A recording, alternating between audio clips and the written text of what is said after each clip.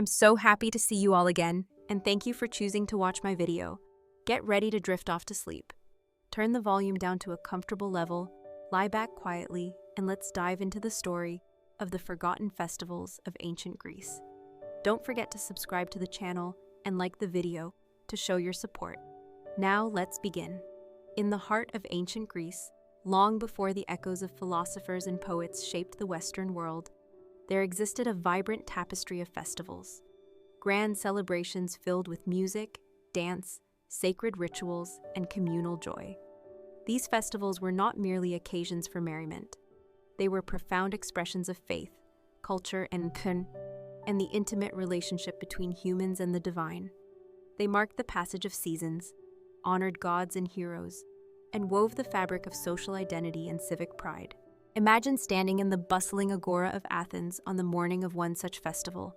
The air is thick with anticipation, mingled scents of olive oil, freshly baked bread, fragrant herbs, and burning incense wafting through the crowd. Men and women, dressed in flowing chitons and decorated with wreaths of laurel or olive leaves, gather beneath towering marble columns and sunlit skies. Children dart between adults, their laughter weaving into the chorus of chatter and music. The streets are alive with color. Brightly painted banners flutter in the breeze, echoing the hues of the Mediterranean landscape, deep blues of the Aegean Sea, sun-drenched golds, and vibrant reds symbolizing both life and sacrifice. Musicians tune their lyres and flutes, the delicate notes promising to lift spirits and connect earthly revelers with the ethereal. At the heart of the festival, a sacred procession begins. Priests and priestesses carry sacred statues of gods, Athena, Dionysus, Demeter, through the city's winding streets. The crowd follows reverently, chanting hymns and offering prayers. The air vibrates with the rhythm of drums and the melodies of aloes pipes, filling the soul with an ancient energy that transcends time. Feasting is a central element. Tables grown with roasted lamb, fresh figs, honeyed cakes, and rich wine poured generously from amphorae. Sharing food is an act of communion, a binding of community, and a gesture of gratitude to the gods who provide bounty. Between meals, stories of myth and legend are retold by rhapsodes, their voices weaving tales of heroism, love, and the delicate balance of fate. Yet beneath the gaiety and spectacle lies a deep spiritual significance. These festivals are moments when the veil between the mortal and divine thins. Rituals performed at dawn and dusk seek to honor the cycles of life and death, fertility and harvest, the ever-turning wheel of the seasons. They remind the people of their place within the cosmos, the fragile yet profound connection to forces greater than themselves. As the sun sets, the city transforms under the glow of torches and lanterns. Dancers move gracefully in the shadows, their movements echoing the patterns of nature and the sacred stories just told. Music swells and fades, laughter ripples through the night air, and the collective heartbeat of a people pulses in unison, alive, connected, and timeless. The forgotten festivals of ancient Greece were more than celebrations. They were the living soul of a civilization, carrying wisdom and joy, mystery and reverence across generations. They invite us today to remember the power of gathering, of ritual, and of honoring the rhythms of life itself. As dawn stretches its golden fingers over the rolling hills and sunlit valleys of ancient Greece, a hush of reverence falls upon the land, a sacred pause before the awakening of one of the many festivals that punctuated the lives of its people. These festivals were not mere celebrations. They were spiritual journeys woven deeply into the cultural fabric of the city-states, binding individuals to community, to nature, and to the gods themselves. Picture the early morning light casting long shadows over the olive groves and marble temples, the air cool and fragrant with the scent of rosemary, thyme, and wildflowers. Farmers and artisans, young and old alike, rise with purposeful hearts, donning their festival garments, often vibrant embroidered chitons that caught the light like the surface of the Aegean Sea. Crowns of fresh olive branches or fragrant myrtle are woven carefully, resting gently upon heads as symbols of honor and sanctity. The festival grounds, often sprawling open spaces near temples or sacred groves, begin to fill slowly but steadily. Traders set up stalls with woven textiles, fragrant oils, and delicately crafted pottery, while musicians tune their lyres and panpipes, readying themselves to provide the soundtrack for the day's events. The murmur of prayers mixes with the soft clatter of sandals on stone and earth. Central to these celebrations were the processions, a solemn yet jubilant weaving of people through city streets and sacred paths. Led by priests and priestesses clad in white robes adorned with golden sashes, the procession carried sacred statues and relics, symbols of the gods whose favor was sought. The crowd followed in respectful silence or lively song, the scent of burning frankincense curling upward in ethereal spirals. This was a moment of unity, where mortal and divine met in the embrace of shared tradition. Offerings played a vital role, both as gifts and as symbolic acts of communication with the gods. Victims of sacrifice, sometimes animals, sometimes grain or wine, were prepared with meticulous care, their smoke rising as a fragrant bridge between worlds. The communal sharing of food and drink that followed these rituals was more than sustenance. It was a sacred act of fellowship, a reminder that the gods' blessings flowed through both the earth and the hands of the people. In the quieter moments between rites and revelry, stories passed from lips to eager ears, tales of gods' caprices, heroic deeds, and the moral lessons etched into myth. Rhapsodes, the ancient storytellers, captivated audiences with voices both tender and thunderous, their narratives painting vivid pictures of a world where gods walked among men, where fate was as fluid as the rivers, and where the past spoke urgently to the present. As the sun traced its arc across the sky, the festival's rhythms shifted from solemn devotion to ecstatic celebration. Dances unfolded in sweeping circles, feet pounding the earth in time with drums and cymbals, bodies moving as if possessed by divine inspiration. Wine flowed freely, laughter echoed, and the barriers between social classes seemed to dissolve in the shared joy of the moment. Yet these festivals were also moments of reflection and renewal. Rituals of purification, through water, fire, or fasting, cleansed body and soul, preparing participants for the coming cycles of nature and life. The turning of the seasons was honored with rites that balanced sorrow and hope, death and rebirth, darkness and light, reminding all that life's fragility was woven into its enduring beauty. As dusk fell, torches were lit, casting flickering shadows against the ancient stones. The night sky, vast and glittering, seemed to watch over the celebrations, a celestial witness to the continuity of traditions passed through generations. Music softened into lullabies, voices quieted into whispers, and the festival's energy gently faded into the stillness of night.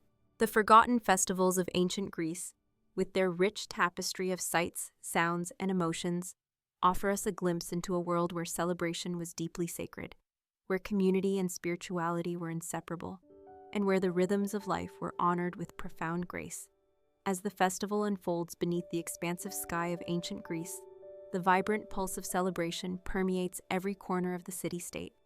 The sun arcs gracefully across the heavens, bathing the landscape in a warm, golden light that glints off marble temples, glistens on olive leaves, and reflects in the shimmering waters surrounding the city. The festival is both a communal feast and a sacred rite, a dance of humanity and divinity intertwined. The streets are alive with a procession of participants clad in resplendent robes dyed in vivid hues, deep reds, pure whites, and royal blues. Their garments flow elegantly with each step, adorned with intricate patterns symbolic of gods and nature's cycles. Garlanded heads nod rhythmically to the beat of drums and flutes, while sandals tap a steady cadence on stone and earth. This is no mere parade. It is a moving tapestry of faith, artistry, and devotion. At the forefront, priests bearing sacred symbols move with measured reverence. They carry statues of deities, Athena with her spear and shield, Dionysus crowned with ivy, Demeter holding sheaves of golden grain. The air vibrates with the scent of burning incense and the low hum of chanted hymns, voices rising and falling in harmony with the soft breeze that carries the essence of salt from nearby seas. As the procession weaves through bustling marketplaces and quiet courtyards, spectators from all walks of life, farmers, merchants, philosophers, children, pause to witness or participate. Eyes sparkle with awe and devotion, lips whisper prayers or sing praises. Offerings of fruit, flowers, and woven fabrics are laid at altars, each a tangible expression of gratitude, hope, or supplication. Throughout the day, music and dance become sacred languages. Dancers move in intricate patterns that mimic the turning of the seasons, the flight of birds, or the swirling of stars. Their bodies tell stories without words, of love and loss, war and peace, death, and rebirth. The rhythms pulse through the crowd like a heartbeat, drawing all into a shared experience that transcends time and place. Between moments of ecstatic celebration, the festival offers spaces for quiet reflection. Sacred groves and temple courtyards become sanctuaries where individuals meditate on their place within the cosmos. Water basins mirror the sky, inviting contemplation on the flow of life and the interconnectedness of all beings. The ancient myths of gods and mortals, heroes and villains, are not just stories but living truths, guiding the moral compass of the society. As twilight descends, the festival takes on a more mystical tone. Torches are lit, their flames flickering like the spirits of ancestors watching over the festivities. The night sky, a canvas of stars, reflects the myriad lights below, creating a sense of infinite connection between earth and heavens.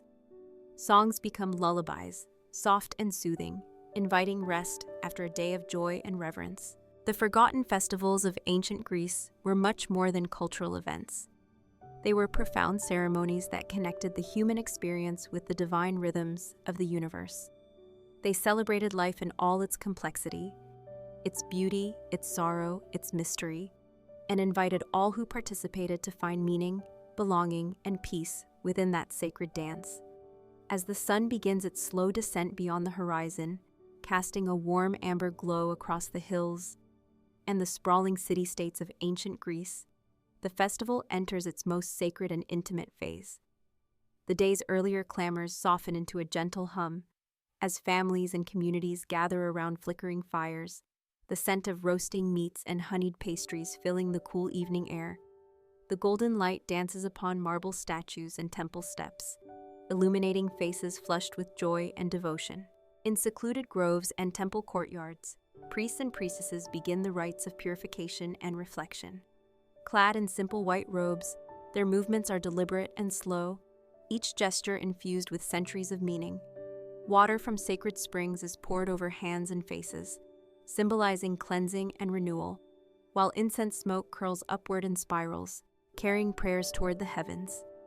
These rituals prepare the spirit to receive the blessings of the gods and to embrace the mysteries of life and death woven into the festival's fabric. Meanwhile, the city's musicians shift their melodies to softer, more contemplative tunes.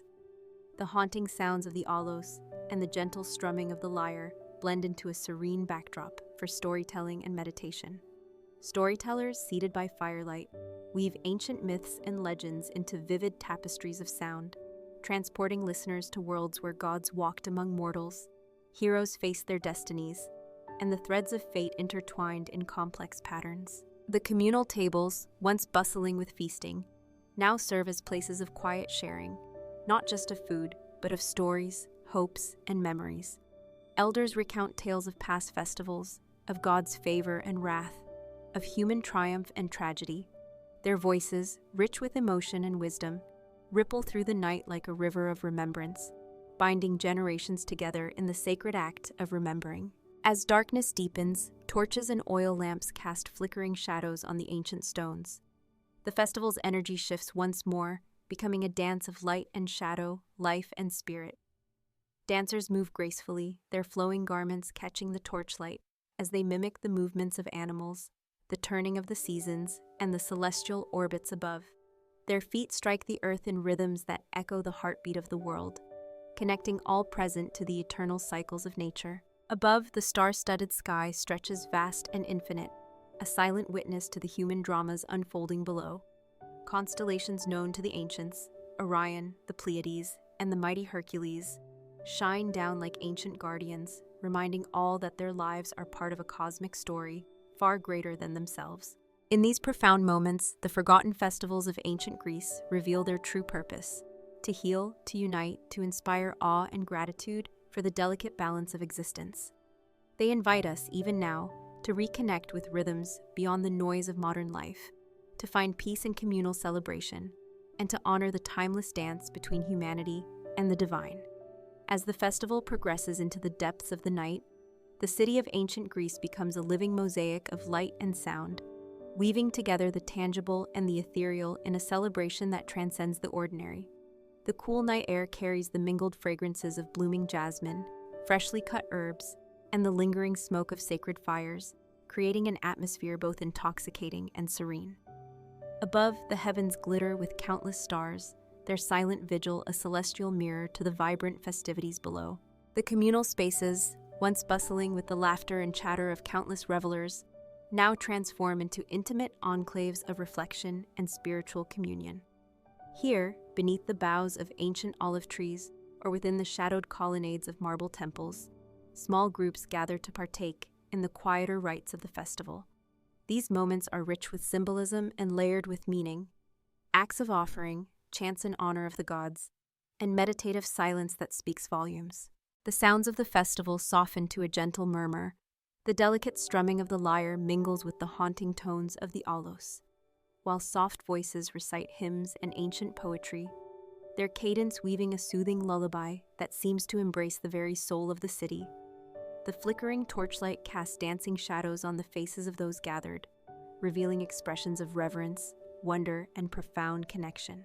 In the sacred sanctuaries, priests and priestesses perform rituals that invoke blessings of fertility, protection, and prosperity. The flicker of candle flames reflects in their steady eyes as they move with practiced grace, their actions a language older than words. Offerings of grain, wine, and fragrant oils are presented with humble hands, symbols of gratitude and hope that bridge the mortal and divine realms. Elsewhere, the festival's celebratory spirit remains alive in spontaneous dance and song, with young and old joining hands to circle under the moonlight. Their movements echo the cycles of nature, the turning of the seasons, the ebb and flow of life, a living testament to the interconnectedness celebrated throughout the day. The earth beneath their feet seems to pulse in time with their steps, grounding them in a shared rhythm that transcends individual existence. As the hours deepen, the festival's magic intensifies. The boundaries between past and present, human and divine, blur into a sacred tapestry of experience. Ancestors' voices are felt in the wind, God's presence sensed in the rustle of leaves and the shimmering stars. It is a moment where time folds gently, allowing all who partake to glimpse the eternal in the fleeting, to find solace and strength in the embrace of tradition. The forgotten festivals of ancient Greece, in their fullness and complexity, invite us to remember the power of community, ritual, and reverence. They remind us that beneath the surface of celebration lies a profound yearning for connection, for meaning, and for a place within the vast cosmos. As the festival fades with the first light of dawn, its echoes linger in the heartbeats of those who celebrated, in the stones of temples and altars, and in the enduring spirit of a civilization that knew how to honor both life and the mysteries beyond. As dawn's first gentle light begins to brush the ancient city-states of Greece, the remnants of the night's vibrant festival slowly recede into quiet memory. The air is cool and fresh, filled with the soft fragrance of dew-kissed olive groves, blooming wildflowers, and the faint smoke of fading incense. The marble columns and temple steps, bathed in a delicate pink glow, stand as silent witnesses to the sacred rites and joyous celebrations that unfolded under the stars. The city awakens with a serene calm, a contrast to the exuberance of the previous hours. Early risers wander through quiet streets, their footsteps echoing softly on sun-warmed stone. Markets begin to stir, the gentle clatter of pottery and the low murmur of bargaining voices mingling with the songs of birds heralding a new day. Amidst this tranquil awakening, the spiritual resonance of the festival lingers palpably. The sacred spaces, temples, altars, and groves still hum softly with the echoes of prayers and chants. The flickering shadows of lanterns and torches that once lit the nighttime processions are replaced by the golden radiance of morning sun, illuminating intricate carvings and statues worn smooth by centuries of reverent touch. In private homes and communal courtyards, families gather to share simple meals, the lingering taste of honeyed figs and fresh bread, a gentle reminder of the gods' blessings. Elders recount tales of past festivals, imbuing the younger generation with stories of divine encounters, heroic deeds, and the profound mysteries that shaped their world. These stories, rich with metaphor and meaning, weave an unbroken thread linking past, present, and future. The festival's essence endures in quiet rituals, a sip of sacred water, a whispered prayer, a careful offering of herbs. These acts, humble yet profound, serve as daily anchors to the spiritual rhythms celebrated during the grand festivities. They remind all who partake of their place within the cosmos, the delicate balance between human endeavor and divine grace. As the day unfolds, the city's pulse returns to its steady, life-giving beat. Craftsmen at work, children at play, scholars in contemplation. Yet beneath the ordinary flows the sacred, a quiet undercurrent of reverence and gratitude that infuses every breath and step. The forgotten festivals of ancient Greece, with their grandeur and subtlety, invite us to remember the power of ritual, not only as spectacle, but as a living, breathing connection to the cycles of nature, community, and spirit. They offer a timeless invitation to find peace in celebration, meaning in tradition, and a deeper understanding of our place in the ever-turning dance of life. As the sun climbs steadily higher, casting warm light across the vibrant landscapes of ancient Greece, the echoes of the festival still ripple gently through the city. Though the grand processions and ritual dances have faded into memory, the spirit of the celebration remains alive in the hearts of those who gathered. The air hums softly with the residual energy of joy, devotion, and communal unity. Picture the bustling agora once more, now quieter but still infused with life. Merchants arrange their wares with care, freshly woven textiles in rich, earthy tones, fragrant herbs bundled neatly, and gleaming pottery shaped by skilled hands. The scent of olive oil and fresh bread wafts lazily on a light breeze, mingling with the sounds of friendly barter and laughter. Throughout the city, sacred sites remain focal points of quiet reverence. Temples dedicated to gods such as Zeus, Athena, and Apollo stand majestically, their marble pillars catching the sunlight and casting long, graceful shadows. Within their cool interiors, priests and priestesses tend to sacred fires, offering prayers for continued blessings and protection. The faint glow of smoldering incense lingers in the air, a fragrant reminder of the divine presence. Away from the public eye, families and neighbors share stories around hearths, their voices weaving tales of ancient gods and heroes, weaving a rich tapestry of myth and history. Children listen intently, wide-eyed and eager, as elders recount the lessons of past festivals. Tales of sacrifice and redemption, love and loss, triumph and transformation. The festival's deeper meanings resonate in these intimate moments. It is a celebration of life's cyclical nature, the ebb and flow of seasons, the birth and death of crops, the eternal dance between light and shadow. It is a reminder of humanity's humble place within the vast cosmos, and the enduring bond between mortals and the divine forces that shape their world. As the afternoon wanes, the city is suffused with a golden glow, the warmth of the sun mingling with the soft rustling of leaves and the distant murmur of the sea. The festival's rhythms have slowed, but its heart beats steadily, a steady pulse of gratitude, reverence, and hope.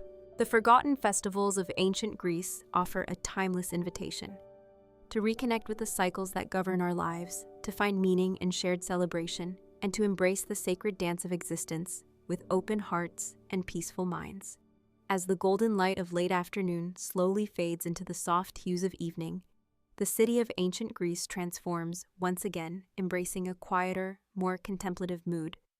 The air cools gently, carrying with it the mingled fragrances of blooming oleander, wild sage, and the lingering scent of freshly baked bread from nearby ovens.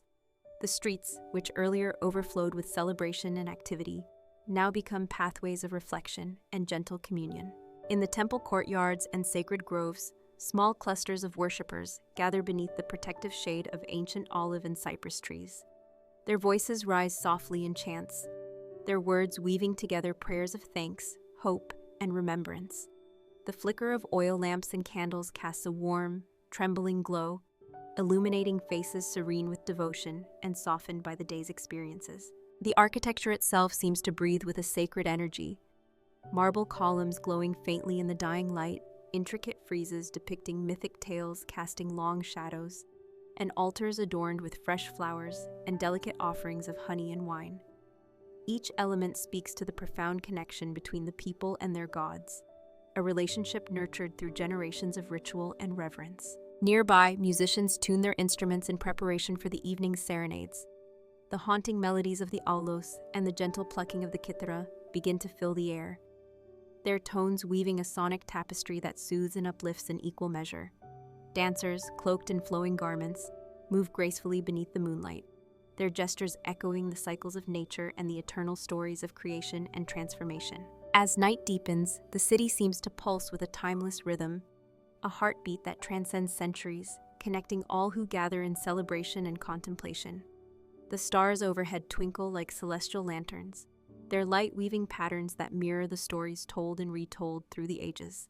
In this sacred space between day and night, the forgotten festivals of ancient Greece reveal their true essence, a harmonious blend of joy and solemnity, of community and individuality, of the mortal and the divine.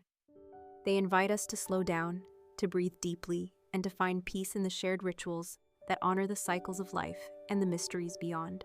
The whispers of these ancient celebrations continue to resonate, calling us to remember the power of connection, to each other, to nature, and to the transcendent forces that have shaped human existence since time immemorial.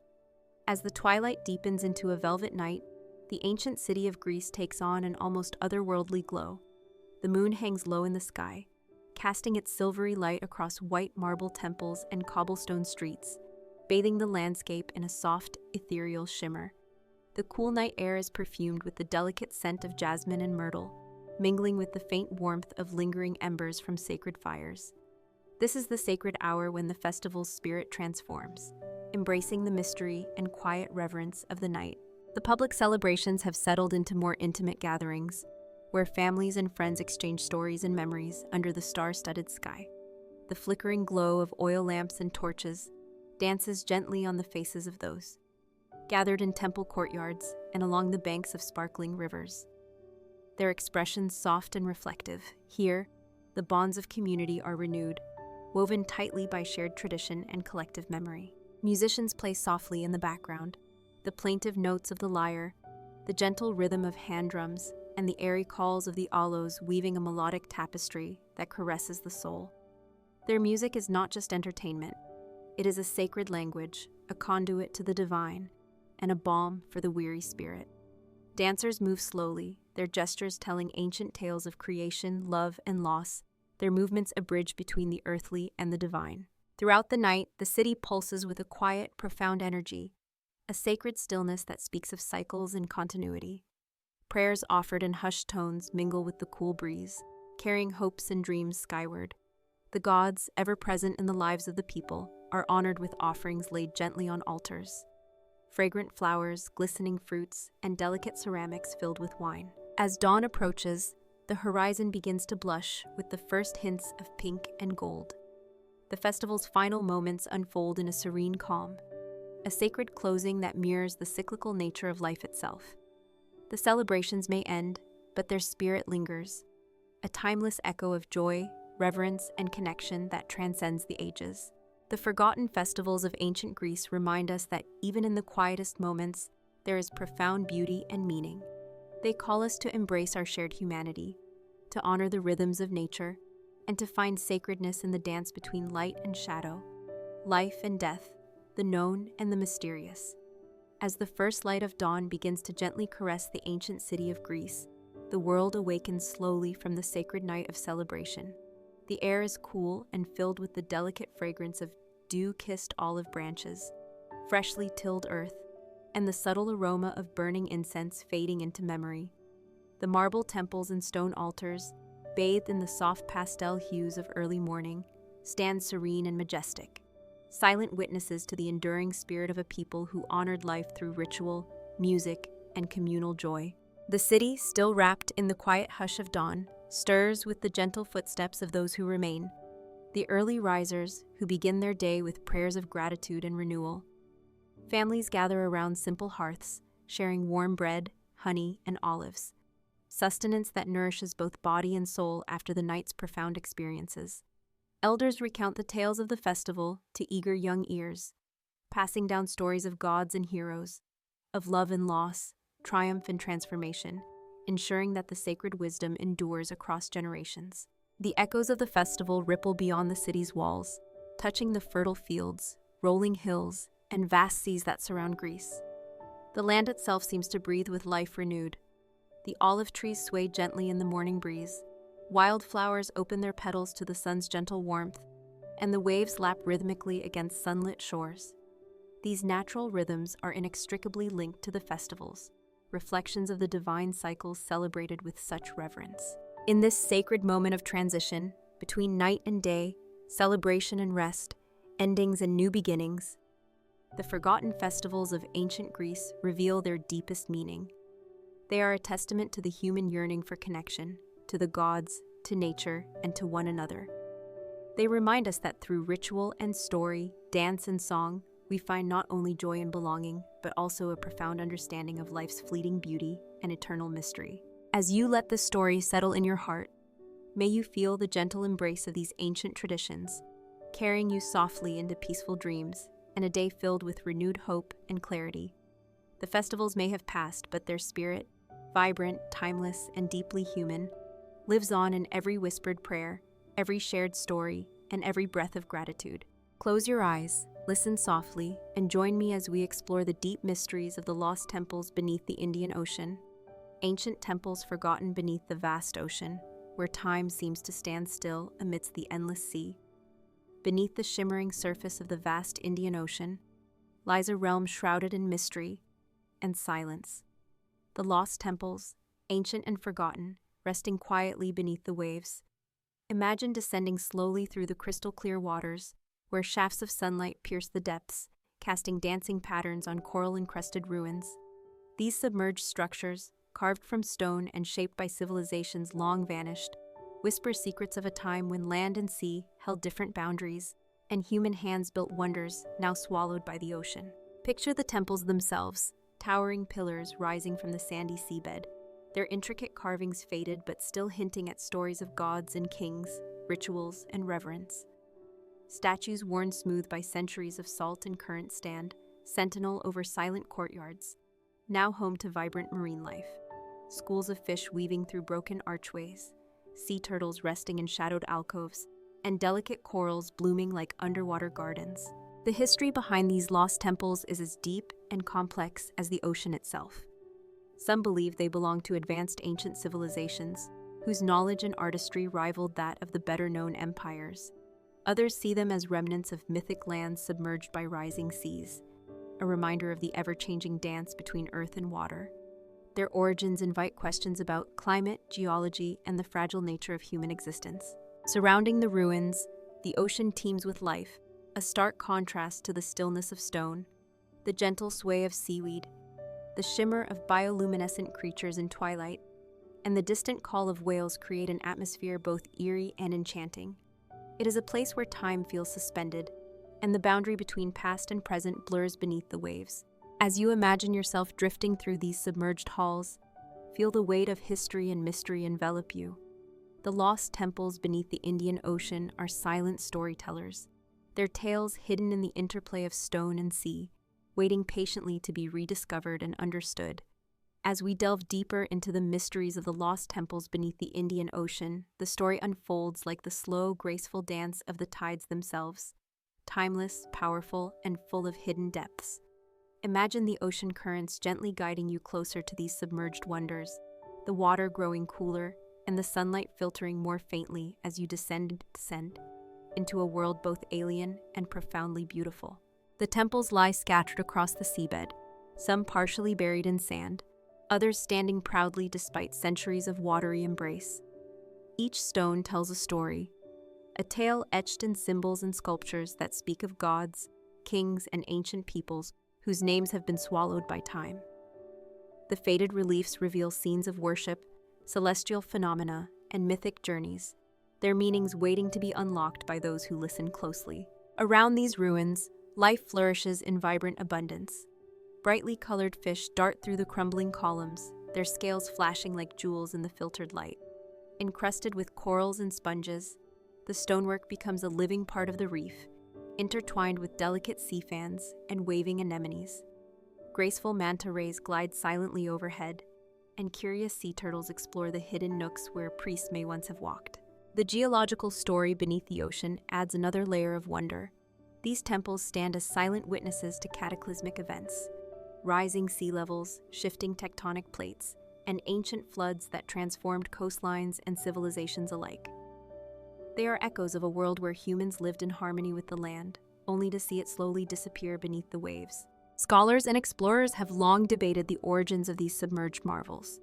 Some connect them to legendary lost continents like Lemuria or Kumarikandam, while others consider them evidence of early maritime cultures with advanced knowledge of architecture and seafaring. Whatever their true story, the temples challenge our understanding of history and invite us to imagine a world where the boundary between earth and ocean was fluid and human resilience knew no bounds. As you envision yourself swimming through these ancient corridors, feel the profound stillness mixed with the hum of vibrant life around you. The lost temples beneath the Indian Ocean are a testament to the passage of time, the power of nature, and the enduring legacy of human creativity and faith. As twilight fades beneath the surface of the Indian Ocean, the lost temples reveal themselves in a realm where light and shadow weave an enchanting dance. The water grows cooler and darker, yet the ruins remain alive with a mysterious energy that transcends time and space. Imagine drifting slowly through these underwater corridors, where every carved stone and broken pillar tells a tale of a civilization long swallowed by the sea, but not forgotten. The temples are more than mere structures. They are monumental testimonies to the artistry, spirituality, and ingenuity of ancient peoples. Their walls, though softened by centuries of salt water and coral growth, still bear the intricate patterns of gods, mythical creatures, and celestial symbols. These carvings evoke stories of divine intervention, cosmic order, and the eternal struggle between chaos and harmony. The marine life that inhabits these ruins adds a vibrant layer of life and color to the ancient stone. Schools of iridescent fish dart through archways, their movements synchronized like a living tapestry. Octopuses weave through crevices, their intelligent eyes reflecting curiosity about these sunken relics. Soft corals bloom like underwater gardens, and the slow sway of seaweed creates an ethereal rhythm that mirrors the ancient chants that once filled these sacred halls. The geological forces that shape this submerged landscape tell a story of dramatic change. Tectonic shifts and rising seas transform coastlines, swallowing cities and sacred places beneath the waves. What was once vibrant and bustling became silent and still, a hidden world waiting patiently for rediscovery. The temples stand as monuments to resilience, both human and natural, reminding us of the impermanence of all things, yet also the enduring power of memory and myth. Explorers and archaeologists equipped with advanced technology now peer into these depths, uncovering fragments of pottery, tools, and statues that hint at the complex societies that once thrived here. Each discovery opens a new window into the past, sparking wonder and debate about the origins, culture, and fate of the builders of these lost temples. As you imagine yourself gliding through these watery halls, surrounded by the soft luminescence of marine life and the silent majesty of ancient stone, feel the profound connection between past and present. The lost temples beneath the Indian Ocean are not only relics of history, but living symbols of mystery, beauty, and the endless human quest to understand the world and our place within it. As the ocean's depths deepen, the lost temples beneath the Indian Ocean reveal themselves as silent sentinels guarding stories of a forgotten world. The water here is cooler and darker, yet alive with the gentle pulse of marine life that has made these ruins their home. Imagine descending further into this submerged realm, where every stone, every carved relief, whispers secrets of ancient rituals, forgotten deities, and civilizations shaped by the tides of time and nature. The architecture of these temples is a marvel of human ingenuity and spiritual devotion. Massive stone blocks, hewn with precision and adorned with symbolic motifs, stand steadfast against the ocean's slow embrace. Columns rise like ancient trees, their surfaces etched with spirals, geometric patterns, and depictions of mythic creatures, guardians of the sacred spaces. The design reflects a profound understanding of harmony, balance, and the cosmic order, echoing beliefs that saw the world as a living entity, interconnected through earth, water, and sky. Around the temples, vibrant coral reefs bloom in vivid colors, contrasting with the muted tones of weathered stone. Schools of brightly colored fish weave through archways and open courtyards, their movements fluid and graceful. The occasional shadow of a manta ray glides overhead, its slow, majestic sweep mirroring the temple's timeless serenity. Sea turtles rest quietly in hidden alcoves, adding a gentle presence to the living landscape of stone and sea. The story of these lost temples is entwined with the rhythms of the ocean itself. Rising and falling tides, shifting currents, and the slow but relentless passage of millennia. Geological forces have transformed the landscape, submerging once thriving cities beneath the waves and reshaping coastlines. Yet beneath this watery veil, the spirit of these ancient civilizations endures, preserved in stone and memory, awaiting rediscovery. Scholars and adventurers alike are captivated by the mysteries held here. The temples challenge our understanding of ancient cultures, suggesting advanced knowledge of architecture, astronomy, and perhaps even lost technologies. Each unearthed artifact, a shard of pottery, a sculpted idol, a ceremonial tool, adds a piece to the puzzle of who built these temples and why. As you imagine yourself drifting through these underwater sanctuaries, let the stillness and beauty envelop you. Feel the weight of history and the gentle embrace of the sea, a place where time slows and stories linger beneath the waves. The lost temples beneath the Indian Ocean invite you into a world of wonder, mystery, and timeless connection, a reminder of the enduring human spirit and the secrets it holds beneath the surface. As the sun's rays filter faintly through the deep waters of the Indian Ocean, the lost temples beneath continue to reveal their ancient majesty, their stones bathed in a mysterious, muted light that shifts gently with the currents. This underwater world is a place where time seems to fold, where the echoes of long-gone civilizations resonate in the quiet spaces between coral and stone. Imagine yourself moving slowly through the labyrinthine passageways, the water embracing you in its cool, enveloping arms, each breath a connection to the timeless depths. The temples themselves stand as monumental testaments to human faith, artistry, and resilience. Their grand facades, now softened and sculpted by centuries of salt and marine growth, still bear the marks of skilled craftsmen. Delicate reliefs depicting gods and goddesses, celestial events, and mythic creatures that once inspired awe and reverence. Columns adorned with intricate carvings stretch upwards, framing open-air courtyards now home to vibrant aquatic ecosystems, a harmonious fusion of human creation and natural life. Marine creatures add a living vibrancy to these submerged sanctuaries. Brilliantly colored fish dart in and out of shadowed alcoves, their scales shimmering like fragments of sunlight caught beneath the waves. Graceful manta rays glide silently overhead, their broad wings casting fleeting shadows on the temple floors. Curious octopuses explore crevices, their fluid movements a dance of curiosity and intelligence. Soft corals and sponges bloom like underwater gardens, weaving textures and hues that contrast with the weathered stone. Beyond the physical beauty, these temples carry profound stories of rise, fall, and transformation. They speak of ancient cultures whose knowledge of astronomy, architecture, and spirituality was deeply intertwined with the natural world. Their submergence hints at cataclysmic changes, shifts in climate, sea level rise, and tectonic upheaval, forces that reshaped continents and civilizations, reminding us of nature's formidable power and the fragility of human endeavor. The mysteries here beckon explorers and scholars, sparking imaginations and challenging historical narratives. Each artifact recovered, each structure mapped, offers clues to forgotten customs, sacred rites, and daily life long submerged. The temples become a bridge between past and present, inviting us to ponder not only what was lost beneath the waves, but also the enduring human quest to understand, to create, and to connect. As you envision yourself drifting through this ancient underwater realm, feel the profound silence that envelops the temples, a silence that speaks of patience, endurance, and the beauty of secrets held safely by the ocean's embrace. These lost temples beneath the Indian Ocean are more than ruins.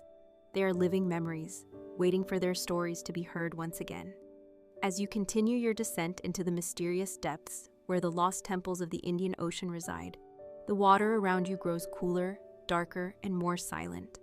The faint, filtered light from the sun above barely penetrates these shadowed halls, casting a blue-green glow that bathes the ancient stones in an eerie yet mesmerizing light. Here, time seems to slow, and every breath you take connects you more deeply to the ancient world submerged beneath the waves. The architecture of these temples speaks volumes about the sophistication and spirituality of the people who built them. Massive stone blocks, expertly carved and precisely placed, form towering walls and grand staircases that rise and fall beneath the ocean currents. Intricate bas-reliefs tell stories of gods, celestial bodies, and epic battles, their details softened but still discernible under layers of coral and marine growth. Each carving is a silent prayer, a piece of history frozen in time, echoing the beliefs and aspirations of a civilization intertwined with the sea. The marine ecosystem has transformed these ruins into a vibrant underwater sanctuary.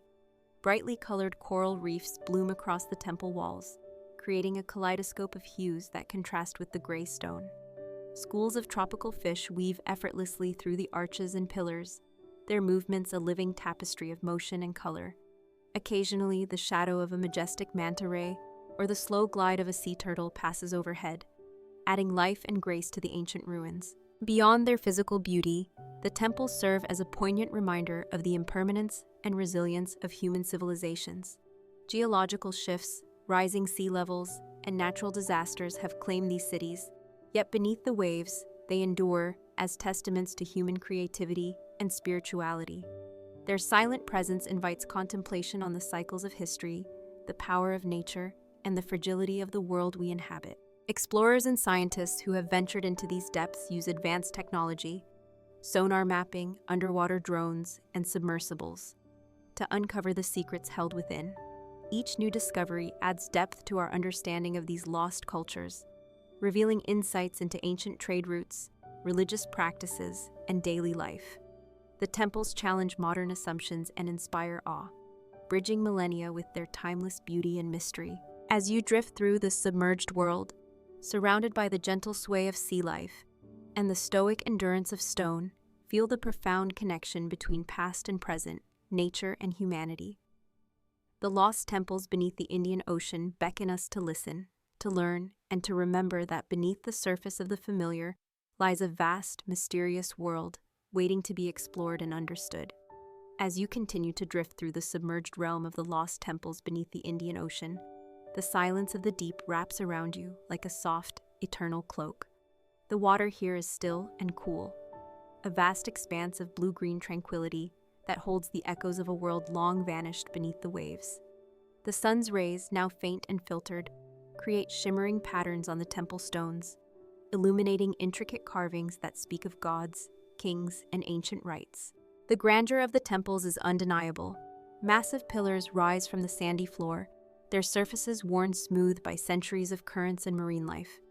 Elaborate reliefs depict mythological scenes, battles between gods and titans, celestial journeys across the night sky, and sacred ceremonies celebrating life and death. These carvings are more than art. They are a language of faith and identity, a testament to the ancient builders' profound connection to their world and the divine. Marine life thrives in and around these ruins, creating a vibrant, living tapestry. Colorful schools of fish weave in synchronized dance through broken archways and collapsed chambers. Bright corals bloom like jewels along the temple walls, their delicate forms swaying gently in the ocean's pulse. A curious octopus extends a tentacle to explore a carved niche, while the majestic manta ray glides silently overhead, its vast wingspan casting fleeting shadows on the stone below. Beyond the beauty and life, the lost temples embody the powerful forces of change. Geological upheavals, rising seas, and ancient floods have reshaped the Earth's surface, swallowing these sacred places beneath water and time. Yet, in their quiet endurance, the temples remind us of resilience, of cultures that rose, flourished, and left indelible marks on history, even as nature reclaimed their physical forms. Scholars and adventurers continue to unlock the secrets of these ruins, employing cutting-edge technology to map and preserve what remains.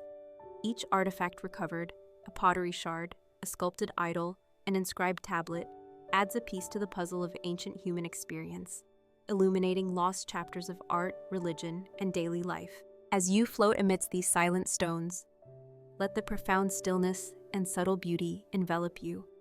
Feel the weight of centuries and the gentle embrace of the ocean, a place where past and present intertwine in an eternal dance. The lost temples beneath the Indian Ocean invite us to reflect on the fragility and grandeur of human achievement, and the mysteries that lie waiting just beneath the surface of the known world. As you continue to explore the submerged sanctuaries hidden beneath the Indian Ocean's vast expanse, the atmosphere deepens into a profound stillness, where the past and present converge in a timeless embrace. The water, cool and serene, carries the faint whisper of ancient waves that once lapped against temple steps, now long vanished beneath the tides. Shafts of filtered sunlight penetrate the depths in ethereal beams, illuminating the intricate carvings and moss-covered stones with a gentle glow that seems almost otherworldly. The architecture around you speaks of a civilization deeply attuned to the rhythms of nature and the cosmos. Massive stone blocks form towering pillars and arches, their surfaces etched with symbolic motifs, spirals representing the cycle of life, figures of deities embodying divine power, and patterns echoing the movements of stars and planets. Each detail reflects an exquisite harmony between artistry, spirituality, and mathematical precision, revealing a culture that sought to mirror the universe within its sacred spaces. Around the ruins, a vibrant underwater ecosystem thrives, weaving life into the cold stone. Coral gardens burst in shades of crimson, violet, and gold, their delicate forms swaying with the ocean's pulse.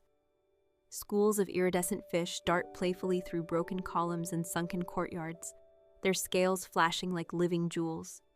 Graceful sea turtles glide with gentle ease, while shy octopuses slip silently through crevices, curious yet elusive. The gentle rustling of seaweed and the distant calls of marine creatures compose a symphony of life that contrasts beautifully with the solemn stillness of the temples. The geological history of the site unfolds like a grand epic. The temples stand as silent witnesses to cataclysmic events, shifting tectonic plates, rising sea levels, and ancient floods that reshaped coastlines and submerged entire civilizations. These ruins are a testament to both the power of nature and the enduring spirit of human endeavor, echoing stories of resilience and adaptation through the ages. As researchers and explorers delve into this submerged world, employing advanced technologies such as sonar imaging, submersibles, and underwater archaeology, new revelations continue to emerge. Each artifact recovered, from delicately crafted pottery shards to elaborately carved statues, offers insights into the rituals, daily life, and beliefs of the people who built these magnificent temples. The mysteries they unravel enrich our understanding of human history and inspire awe at the ingenuity of our ancestors. Immersed in this underwater cathedral of history and life, you are invited to reflect on the profound connections between humanity and the natural world, the transient and the eternal. The lost temples beneath the Indian Ocean beckon us to listen deeply to the silent stones, the living sea, and the stories waiting patiently beneath the waves, urging us to remember, to honor, and to dream. As the twilight deepens beneath the surface of the Indian Ocean, the lost temples stand as silent guardians of history, their majestic ruins enveloped in a mysterious, otherworldly calm. The water grows cooler and darker, yet the temples remain illuminated by the soft bioluminescent glow of marine life that has claimed them as its sanctuary. Imagine yourself drifting slowly through these submerged halls, where every column and carved relief whispers stories of an ancient world, now hidden beneath the waves. The architecture reveals not only the aesthetic mastery of a bygone civilization, but also its deep spiritual beliefs and cosmic understanding. The temples are oriented with celestial precision, their walls adorned with carvings depicting gods, constellations, and mythological narratives that connect earth to sky, mortal to divine. These sacred spaces were once bustling centers of worship, learning, and community, now transformed into ethereal cathedrals of stone and sea. Marine creatures add a vibrant, living contrast to the silent grandeur of the ruins. Schools of shimmering fish dart in synchronized patterns through arches and courtyards, their scales reflecting the faint underwater light like scattered jewels. Colorful corals and sponges bloom along the temple surfaces, their delicate forms swaying with the currents. Sea turtles rest peacefully in shadowed recesses, and the occasional graceful manta ray glides overhead, its vast wings casting fleeting shadows on the ancient stones below. The geological forces that submerge these temples tell a story of Earth's dynamic and often violent nature. Tectonic shifts, rising sea levels, and ancient floods reshaped landscapes and civilizations, reminding us of the impermanence and resilience of human endeavors. These ruins serve as poignant reminders of the delicate balance between humanity and the natural world, and the enduring legacy of cultures long past. Explorers and scientists equipped with modern technology continue to uncover the secrets held within these watery depths. Each artifact recovered from pottery fragments to intricate sculptures, sheds light on the rituals, daily life, and artistry of the temple builders. Their discoveries challenge historical narratives and ignite imaginations, bridging the gap between past and present. As you imagine yourself navigating this submerged realm, surrounded by the gentle movement of sea life and the stoic endurance of ancient stone, feel the profound stillness and deep mystery that permeate this place. The lost temples beneath the Indian Ocean beckon us to listen, to learn, and to honor the stories etched in stone and coral, preserved beneath the waves for eternity. As the first gentle light of dawn begins to filter through the vast expanse of the Indian Ocean, the submerged temples beneath its shimmering surface reveal themselves in a final, awe-inspiring glow. The water here is calmer now, suffused with a delicate palette of soft blues and greens, where shafts of sunlight dance lazily upon ancient stonework worn smooth by centuries of tides. The once hidden temples, guardians of forgotten lore, stand as solemn monuments to civilizations that rose and fell, their stories etched deep in every weathered pillar and faded carving. Imagine yourself gliding through these underwater sanctuaries one last time, moving slowly past towering columns encrusted with coral, around silent courtyards where sea fans sway like spectral foliage, and beneath archways that frame glimpses of a mysterious, submerged world. Each detail, from the intricate motifs that speak of gods and celestial cycles to the delicate balance of marine life weaving through ruins, tells a story of resilience, reverence, and transformation. The temple's architecture, both grand and intimate, reflects a profound connection to the cosmos and the natural world. Their alignment with stars and solstices speaks of ancient wisdom, a culture deeply attuned to the rhythms of earth, sea, and sky. These sacred places were more than physical structures. They were living temples of belief, knowledge, and community, places where mortals sought communion with the divine. Surrounding you, the ocean's vibrant ecosystem breathes life into these ruins. Colorful fish flicker like living jewels, manta rays glide with regal grace, and the slow pulse of seaweed and coral gardens lends a meditative rhythm to your journey. The contrast between the ancient, silent stone and the teeming, dynamic life reminds us of the ever-changing dance of creation and decay, permanence and impermanence. Beneath the ocean's surface, these lost temples hold a mirror to our own human experience, a story of rise, fall, endurance, and the search for meaning across the ages. Their silent strength invites contemplation on the fragility of civilizations and the enduring power of memory, culture, and spirit. As you slowly ascend from these depths, feel the lingering embrace of mystery and beauty, carrying with you a sense of wonder and respect for the hidden worlds beneath our feet. The lost temples beneath the Indian Ocean are more than relics. They are timeless reminders of our shared heritage and the endless journey of discovery that connects past, present, and future. Stretching across rugged mountains, vast deserts, and fertile plains, the Great Wall of China stands as one of humanity's most extraordinary feats of engineering and endurance. Yet beyond its towering ramparts and imposing watchtowers lies a story often whispered but seldom told, the story of the silent workers who toiled tirelessly to build this monumental barrier, brick by brick, generation after generation. Imagine the early morning mist hanging low over a barren construction site centuries ago, where thousands of laborers gather before the rising sun. Their faces are weathered by wind and dust, their hands calloused from endless labor. These men and women, peasants, soldiers, prisoners, and artisans, come from diverse backgrounds, bound together by a task both immense and unforgiving. The air is thick with the clang of hammers striking stone and wood, the grinding of millstones, and the murmur of determined voices. Workers haul massive stones up steep slopes, mix mortar with sweat-soaked hands, and shape bricks under the harsh sun. Their lives are measured in the rhythm of labor, their stories etched not in grand monuments, but in the very fabric of the wall itself. Conditions are harsh. The unforgiving landscape tests their resolve. Scorching heat, freezing winters, and treacherous terrain claim many lives. Food is sparse, rest fleeting, yet the workers persist, driven by duty, desperation, or hope for a better future. Their sacrifices are silent, their hardships hidden behind the grandeur of the wall's imposing silhouette. Yet, amidst the toil and struggle, there are moments of camaraderie and quiet resilience. shared meals beneath a vast sky, whispered songs to ease aching muscles, and the simple comfort of companionship forge bonds that transcend the hardship. These silent workers, often forgotten by history, embody the human spirit's tenacity and strength. As the sun sets behind the distant mountains, casting long shadows over the unfinished wall, imagine the countless hands that have shaped its stones, the collective dreams and sacrifices embedded within its walls. The Great Wall is not merely a barrier of stone, but a testament to the enduring spirit of those who built it, the silent workers whose legacy spans centuries. As dawn breaks over the jagged peaks and winding ridges where the Great Wall snakes through the landscape, the world awakens to a scene of both grandeur and grit.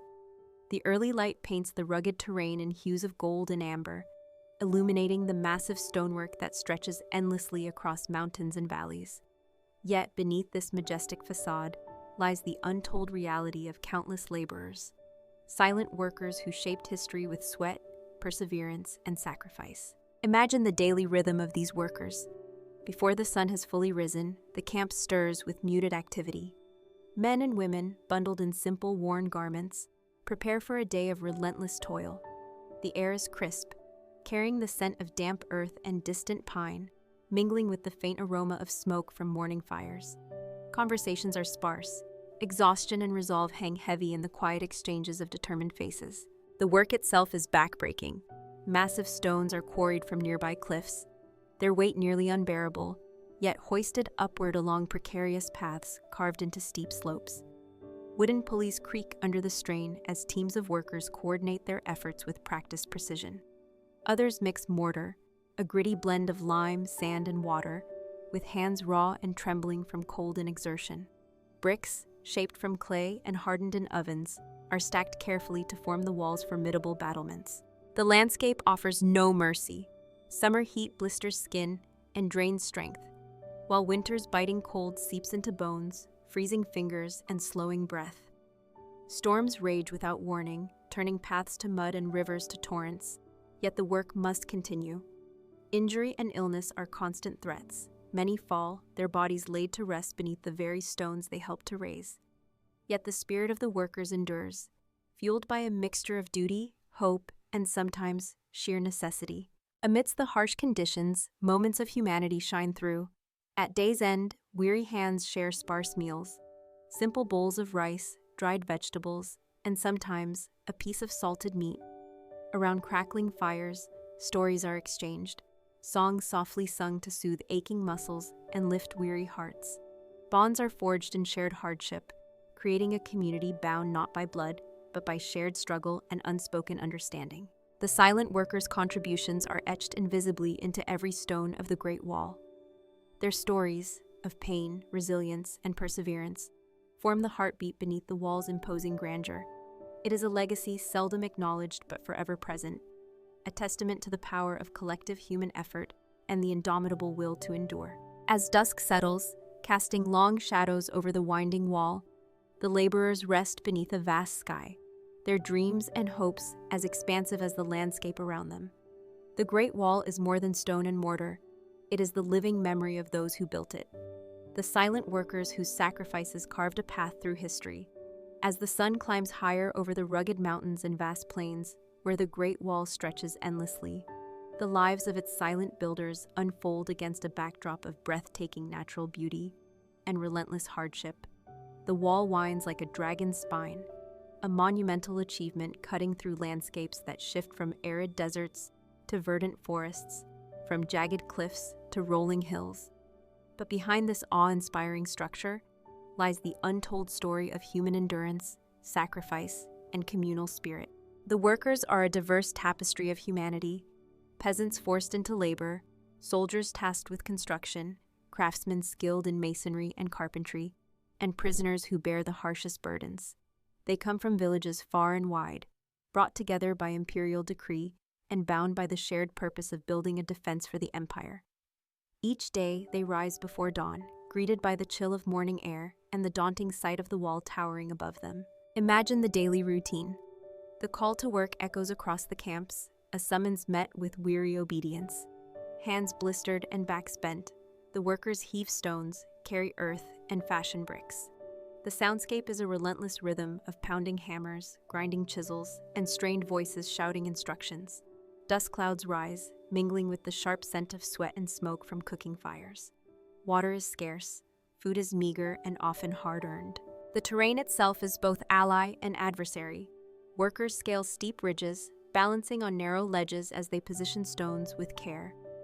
Avalanches of loose rock threaten without warning, and sudden storms drench them in cold rain. The winter freezes bones and hardens the earth, while summer's sun burns relentlessly, draining every ounce of strength.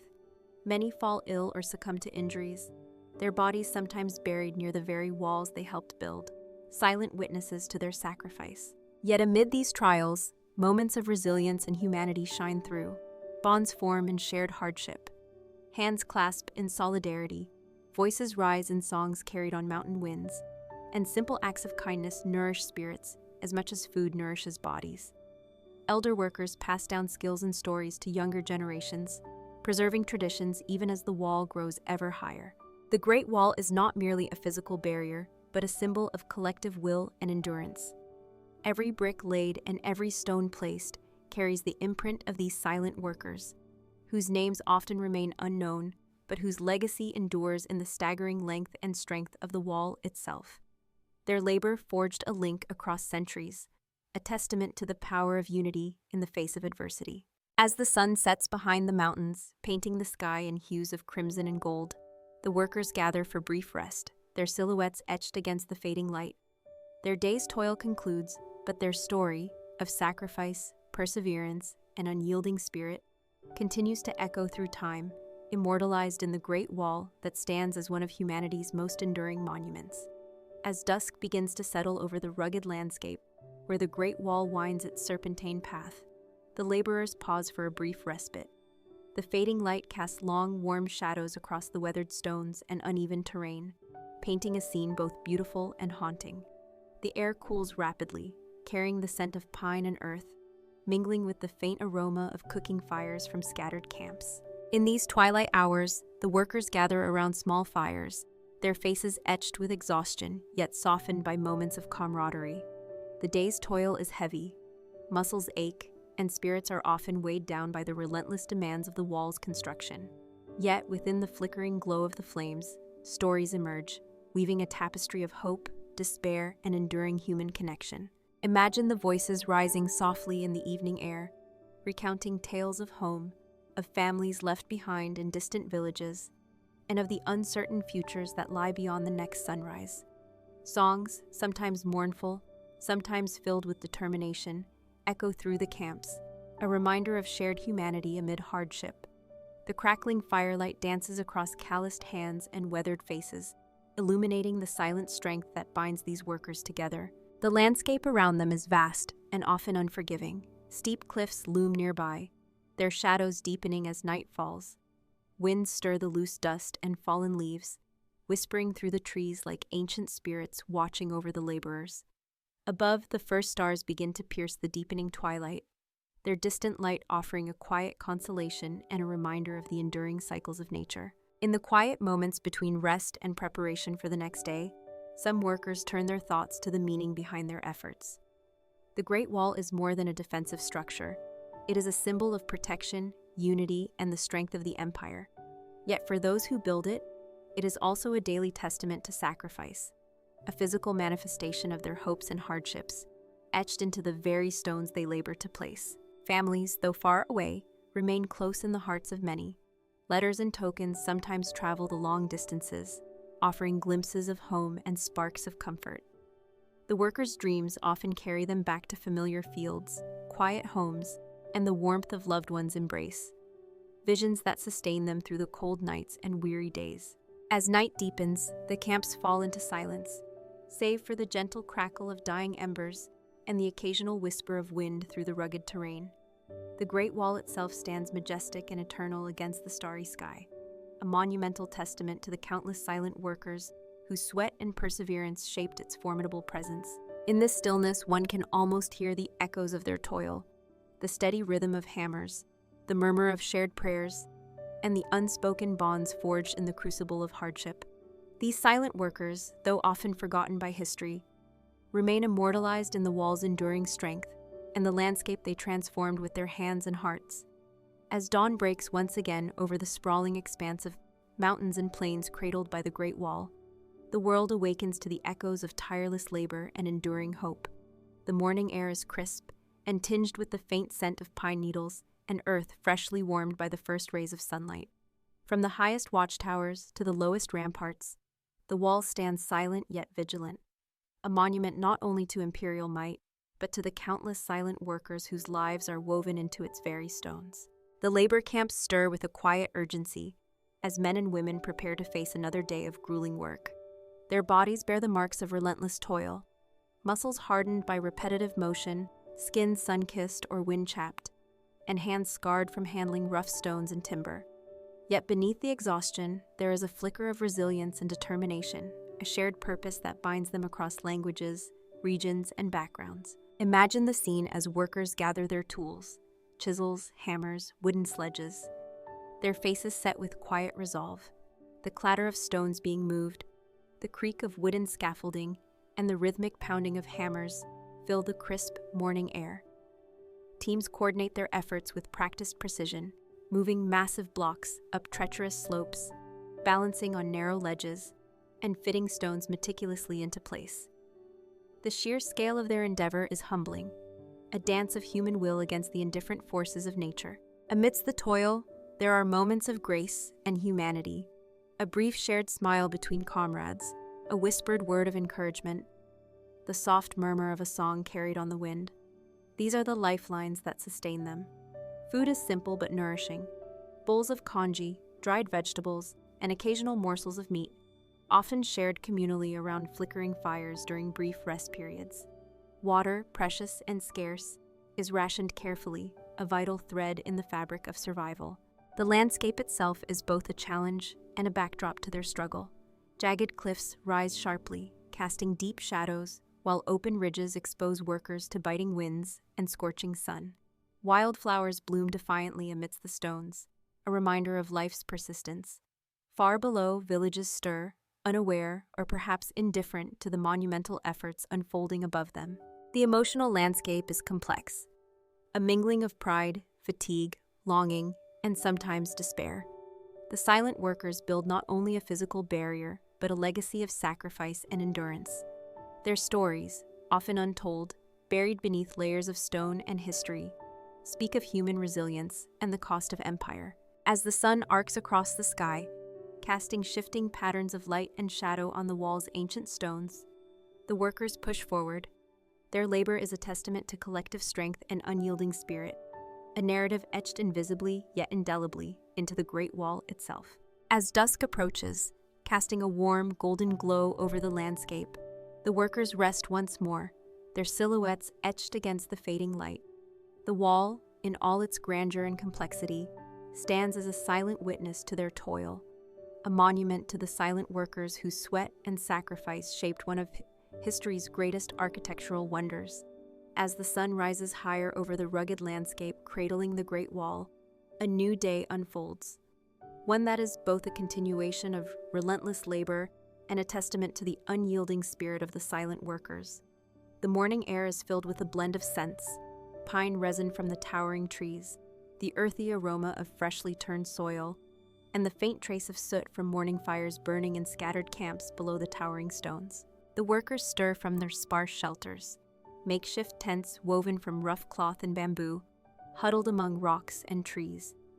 Their bodies bear the weight of years spent in ceaseless toil, their faces etched with lines carved by sun, wind, and hardship.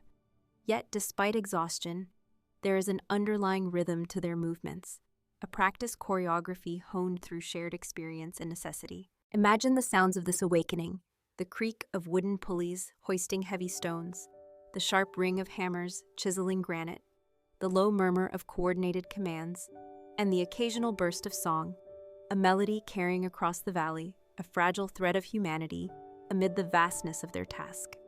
These workers move with a shared purpose, their hands and backs shaping history, one stone at a time. The terrain presents constant challenges. Steep mountain ridges loom above, their rocky faces jagged and unforgiving. Narrow paths carved into the slopes wind precariously, demanding both strength and balance. The changing seasons bring extremes: scorching summers baking the stone and earth, and winters that chill to the bone, coating the wall and its builders in frost and ice. Nutrition and rest are scarce luxuries. Meals are simple and functional: bowls of rice porridge, salted vegetables, and the occasional piece of dried meat. Water is carried carefully from distant springs, rationed among the workers. Despite these hardships, moments of respite offer brief but vital solace. Around flickering fires, stories are told of distant homes, lost loved ones, and dreams of a life beyond the wall. These stories kindle hope and forge bonds that sustain the workers through the darkest days. Emotionally, the workers embody a complex tapestry of resilience, sacrifice, and quiet pride. Many labor not by choice, but by decree, their identities swallowed by the colossal task. Others find purpose in their contribution, a sense of belonging to something greater than themselves. Together, they create a living monument, a stone serpent winding across mountains and plains, its story etched in sweat and perseverance. As dusk approaches, painting the sky in hues of amber and violet, the workers gather once more, their silhouettes stark against the fading light. The Great Wall, bathed in twilight, stands as a sentinel of time, guarding not only an empire's borders, but the memories of those who built it, silently and steadfastly. As the sun begins its slow descent behind the rugged peaks that cradle the Great Wall, the landscape takes on a softer hue, a golden glow that bathes the stones and the weary workers alike. The air cools gently, carrying with it the scent of pine and earth, mingled with the distant smoke of campfires. It is a moment of transition, from the unrelenting labor of day to the quiet respite of evening. In the scattered camps nestled along the wall's immense length, the silent workers gather in small groups, their faces worn yet illuminated by the flickering firelight. The exhaustion of the day weighs heavily upon them, but so does a quiet pride, a shared understanding of the monumental task they undertake and the legacy they build with each stone laid. Conversations are sparse, often interrupted by the crackling of flames or the distant call of night birds.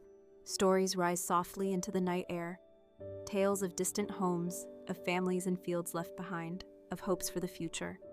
These whispered memories form a tapestry of humanity that bridges the vast distances separating each worker from their origins. The night sky above is vast and unending, studded with countless stars that have witnessed the passage of countless generations. The constellations seem to watch over the workers, silent guardians in the darkness. The moon casts a pale light, illuminating the rugged contours of the wall and the sleeping forms of those who build it. Despite the hardships, moments of levity break through. Laughter bubbles up around the fires. Songs are sung in low melodic tones, and the bonds of camaraderie deepen. These fleeting joys sustain the workers, offering a balm for their weary spirits and a reminder that they are not alone in their toil. The Great Wall itself, majestic and eternal, stands as a testament not only to imperial ambition, but to human endurance and sacrifice. Every stone tells a story, of hands that shaped it, of sweat and blood spilled in its creation, and of the dreams and fears of those who labored in its shadow. As the night deepens, the workers settle into a restless sleep beneath a canopy of stars, their dreams mingling with the echoes of ancient battles, whispered prayers, and the unyielding spirit of survival. The wall guards them still, a silent witness to their sacrifices, and a lasting monument to the silent workers whose legacy it embodies. As dawn's first light begins to stretch over the horizon, the vast expanse of the Great Wall reveals itself once more in the soft glow of morning. The rugged mountains and rolling hills it traverses are bathed in hues of rose, gold, and lavender, a breathtaking panorama that belies the relentless toil that brought this monument to life. The air is crisp, carrying the faint scent of pine, wildflowers, and the damp earth warmed by the rising sun. Within the scattered camps along the wall, the silent workers awaken slowly, their bodies aching yet driven by a profound sense of purpose. The simple routines begin anew, gathering scarce provisions, preparing rudimentary meals, and tending to injuries with makeshift remedies. Their worn garments, patched and faded, flutter softly in the morning breeze, a testament to the endurance etched into every fiber. The landscape itself seems to breathe with a quiet majesty. Birds call overhead, their songs weaving through the trees and echoing off the stone battlements. A gentle stream trickles nearby, offering moments of respite as workers dip weary hands into the cool water. Despite the harshness of their existence, life persists with a fragile grace. Wildflowers bloom in cracks between stones, and the wind carries whispers of hope and renewal. The wall looms as both protector and prison, a barrier that secured the empire's borders but also confined the lives of those who built it. Their sacrifices are woven into its very foundation, silent testimonies to dreams deferred and futures uncertain. Families separated by distance and duty send letters and tokens of love, fragile lifelines that sustain weary hearts amidst the desolation. As the day unfolds, the workers engage in their grueling tasks with a rhythm born of necessity and shared resolve. The steady cadence of hammers striking stone, the scraping of chisels, and the grunt of exertion create a symphony of labor that resonates across the mountains. Each stone set in place is a step toward legacy, a mark of human will etched against the passage of time. Amidst the physical hardship, moments of spiritual reflection emerge. Some workers pause to offer silent prayers, invoking protection and strength. Others find solace in fleeting glances at the vast sky above, an endless canvas of possibility and eternity. These inner landscapes, though invisible, are as vital as the stones they move, sustaining the workers through days marked by pain and perseverance. As dusk descends once more, painting the sky in brilliant shades of crimson and violet, the workers gather around fires that flicker with warmth and fleeting comfort. Their stories intertwine in the glow, memories of home, hopes for freedom, and the unspoken bond of shared endurance. The Great Wall, in all its immensity, stands as a monument not only to empire, but to the indomitable spirit of those who built it. As twilight descends over the vast expanse of the Great Wall, the landscape softens into a palette of deep blues, purples, and silvers, wrapping the ancient stones in an ethereal cloak. The rugged mountains, once harsh and forbidding under the midday sun, now become gentle silhouettes against the fading light. The air cools, carrying whispers of pine and earth, mingled with the distant, soothing murmur of mountain streams. In the scattered camps along the wall, the silent workers prepare to rest, their bodies weary, yet their spirits unbroken. The flicker of campfires casts warm, dancing shadows on faces etched with fatigue, resilience, and quiet pride. Around these fires, conversations are sparse but meaningful, stories shared in hushed tones, memories passed down through generations, and dreams of distant homes and futures yet unknown. The sounds of the day's labor give way to a serene silence, punctuated only by the occasional crackle of firewood and the gentle rustle of evening breezes. Some workers sit quietly, lost in thought or prayer, seeking solace in the vastness of the star-studded sky above. Others exchange soft songs, their melodies rising and falling like a gentle lullaby, a comforting thread weaving through the darkness. The Great Wall itself seems to breathe with the collective energy of countless souls who have poured their sweat and hope into its stones. Each brick laid is a silent testament to sacrifice and endurance, each tower a watchful guardian of history. The wall's shadow stretches long across the valleys below, a reminder of human will forged against the relentless march of time and nature. Amidst the stillness, the connection between the workers and the land deepens. The mountains cradle them in their ancient embrace, the wind whispers stories of ancestors, and the stars watch silently, eternal witnesses to the passage of countless days and nights. It is in this profound solitude that the true essence of the silent workers emerges, not just as builders of stone, but as keepers of dreams, bearers of history, and embodiments of human resilience. As night deepens, the workers drift into restless sleep beneath the vast canopy of the cosmos, their dreams mingling with the echoes of their labor and the unspoken bonds of shared endurance.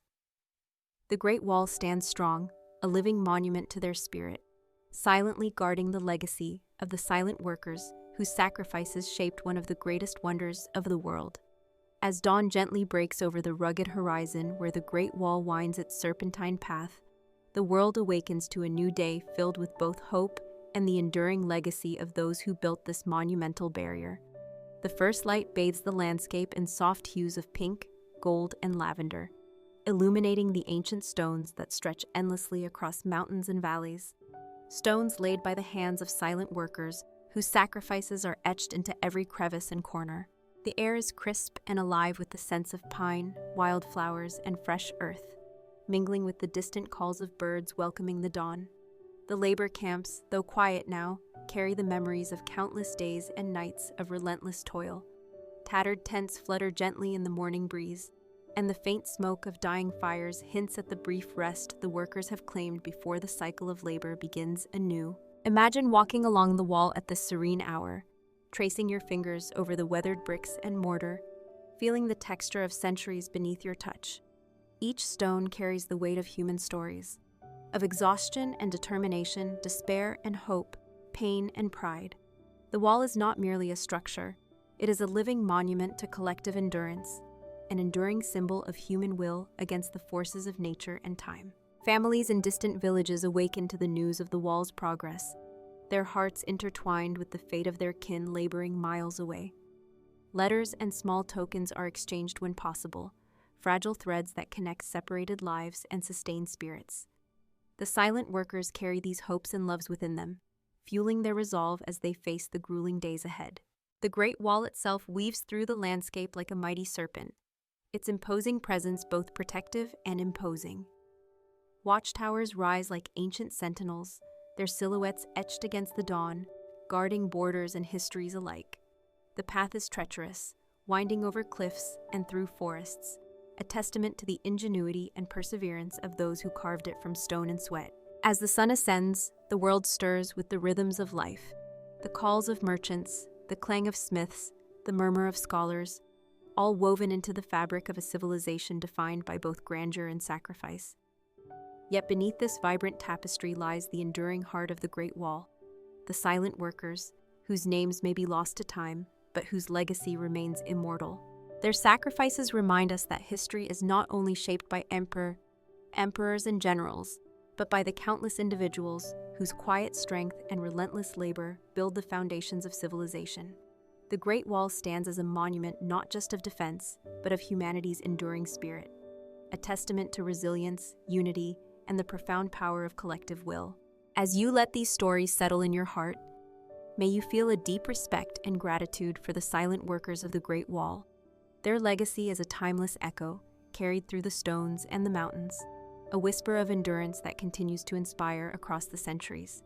Stretching across the vast and unforgiving expanse of the Sahara Desert, the old trade routes trace paths that have connected civilizations for thousands of years. These ancient highways of sand and stone are more than mere tracks through endless dunes. They are lifelines of commerce, culture, and human endurance, weaving stories of bravery, survival, and exchange across one of the harshest landscapes on Earth. Imagine standing at the edge of a sprawling oasis under a blazing sun, the golden sands rippling like waves across the horizon. Caravans of camels, laden with precious goods, salt, gold, spices, and textiles, begin their slow, steady journey. Their rhythmic footsteps and the steady sway of their burdens tell tales of merchants and nomads who braved scorching heat, biting winds, and treacherous terrain to link distant lands. These routes were not only pathways of trade, but corridors of culture and ideas. Along them, languages mingled, religions spread, and art and knowledge were exchanged. Markets sprung up at watering holes and crossroads, bustling with activity as traders bartered goods and stories. The desert, though vast and daunting, became a bridge between empires, from the kingdoms of West Africa to the Mediterranean world. The lives of the traders were marked by resilience and ingenuity. They adapted to the extremes of the desert climate, learned to navigate by the stars, and forged alliances with local tribes. Each journey was fraught with danger, from sudden sandstorms to bandit attacks. Yet the promise of wealth and connection drove these caravans onward, across shifting sands and ancient stones. As night falls over the Sahara, the desert transforms. The heat gives way to a chill, the sky explodes with stars, and the campfires of the caravans flicker like distant beacons. Around these fires, stories are shared, of travels, hardships, and the enduring spirit of those who traverse the endless dunes. These tales, passed from generation to generation, keep alive the memory of the old trade routes and the people who made them vital arteries of civilization. The old trade routes of the Sahara Desert are a testament to human tenacity and the power of connection in even the most formidable environments. They invite us to remember a time when sand and sky were pathways to adventure, discovery, and the weaving of worlds. As the relentless sun climbs higher over the vast Sahara Desert, the ancient trade routes begin to pulse with life and movement. Imagine a caravan slowly making its way across the endless sea of sand, a long serpentine procession of camels laden with goods, their silhouettes etched sharply against the shimmering horizon. The rhythmic clatter of hooves on compacted earth, the soft jingle of harnesses, and the murmur of quiet conversation weave into the ambient symphony of desert travel. These caravans are not just convoys of merchants. They are floating microcosms of culture and resilience. The traders, many dressed in flowing robes to shield themselves from sun and sand, navigate this formidable environment with skill honed over generations. Their eyes scan the landscape, reading subtle signs: the curve of a dune, the shadow of a distant rock, the faint glimmer of an oasis, guiding them through the shifting, often treacherous terrain. The Sahara's trade routes stretch thousands of miles, linking the wealth of sub-Saharan Africa to Mediterranean markets and beyond. Salt mined from ancient deposits is as valuable as gold, carried across the desert to feed growing cities. Gold, ivory, spices, and textiles make the return journey, enriching the desert communities and fueling economies far and wide. Along the way, stories, languages, and beliefs intermingle, creating a vibrant tapestry of shared human experience. The environment is both harsh and breathtaking. Daytime temperatures soar, the sun's rays painting the sands in dazzling gold and white. Mirages shimmer on the horizon, teasing the thirsty and weary. Yet, as the sun dips below the endless dunes, the desert transforms. A blanket of stars unfurls overhead, and a cool breeze whispers through the palm fronds of scattered oases. These nighttime halts provide moments of respite and reflection, where traders and nomads gather around flickering fires, sharing food, tales, and songs that echo the spirit of the desert. Life on these routes demands endurance, cooperation, and trust. Camels, known as the ships of the desert, carry heavy burdens and survive on scant water, their resilience mirroring that of their handlers. Tribal alliances govern safe passage, and knowledge of the desert's moods is passed carefully from elders to the young. Banditry and natural hazards loom constantly, yet the caravans press on, driven by the promise of connection and prosperity. Beyond commerce, these trade routes fostered cultural exchange. Islamic scholars, merchants, and travelers journeyed across the Sahara, spreading knowledge, religion, and art. Cities like Timbuktu and Gao flourished as centers of learning and culture, their libraries and mosques attracting scholars from across the Islamic world. The desert was not a void, but a vibrant artery of civilization, where ideas traveled as freely as goods. As the caravan pauses at an oasis, water is drawn from wells and shared generously, a sacred ritual in this arid land. Palm trees offer shade and sustenance, while the sounds of the desert night, the calls of nocturnal birds, the rustle of animals in the underbrush, create a haunting, beautiful backdrop. Here, amidst the fleeting comfort of greenery, traders prepare for the next leg of their journey, knowing that the desert's vastness awaits with all its challenges. The old trade routes of the Sahara Desert stand as enduring symbols of human ingenuity, perseverance, and the profound desire to connect across vast and daunting landscapes. They invite us to journey not only through sand and time, but into the heart of a civilization shaped by the delicate balance of survival, trade, and cultural exchange.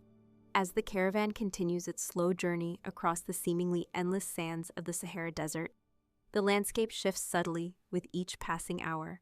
The dunes rise and fall like ocean waves, their crests glowing a fiery orange in the setting sun, while the valleys between deepen into mysterious shadows.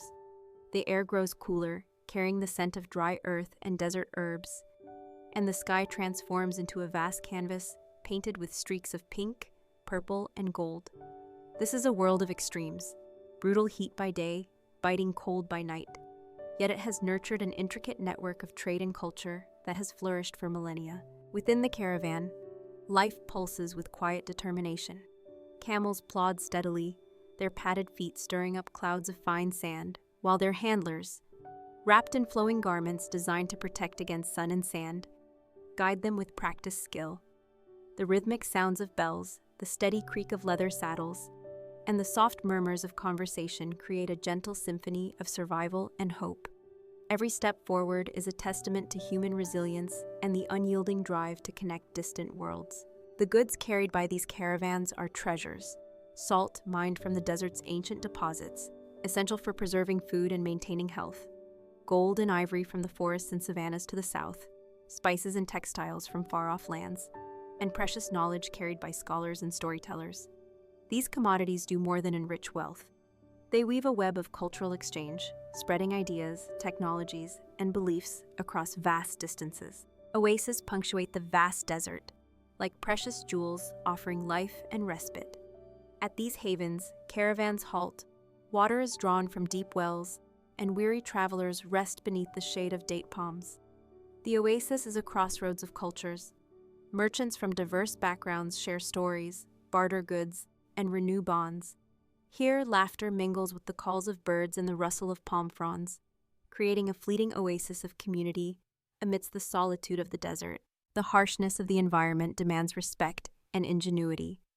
The desert's unpredictable moods, sudden sandstorms that obscure vision, scorching days that sap strength, and freezing nights that bite through clothing, challenge every traveler.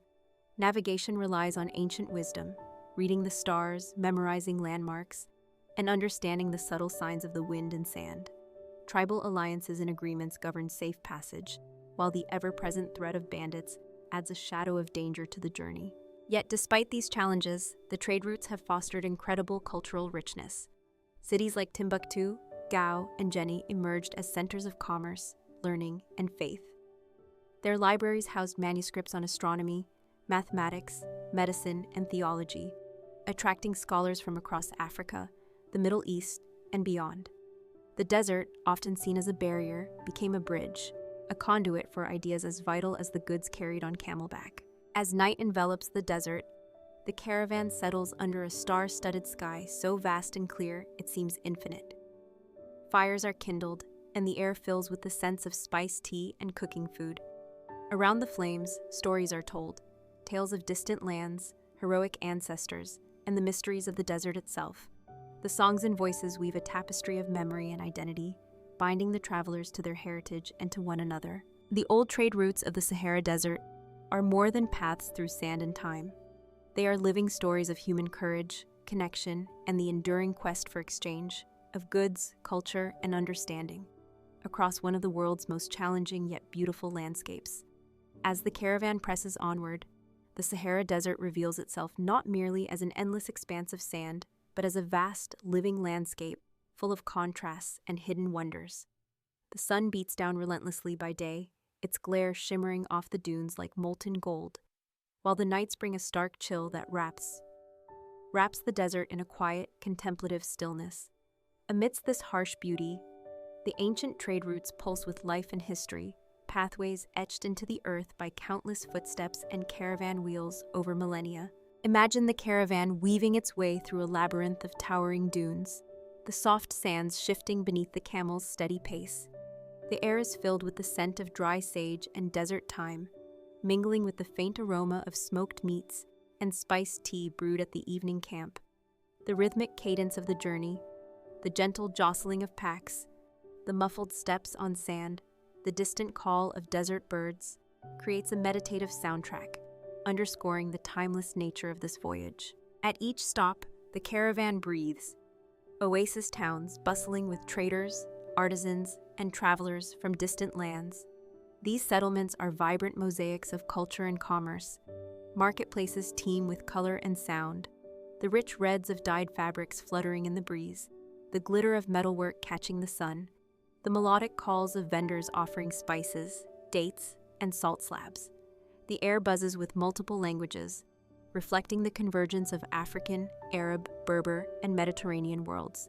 The traders themselves are guardians of knowledge and tradition. Their faces bear the lines of hardship and wisdom, their eyes bright with stories of deserts crossed and bargains struck. Cloaked in flowing robes and headscarves to shield against sand and sun, they navigate not only the physical terrain, but also the intricate social networks that ensure safe passage and prosperous exchange. Trust and reputation are as valuable as the goods they carry, and alliances forged along the routes can determine life or death. The desert's natural rhythms govern every aspect of this ancient trade.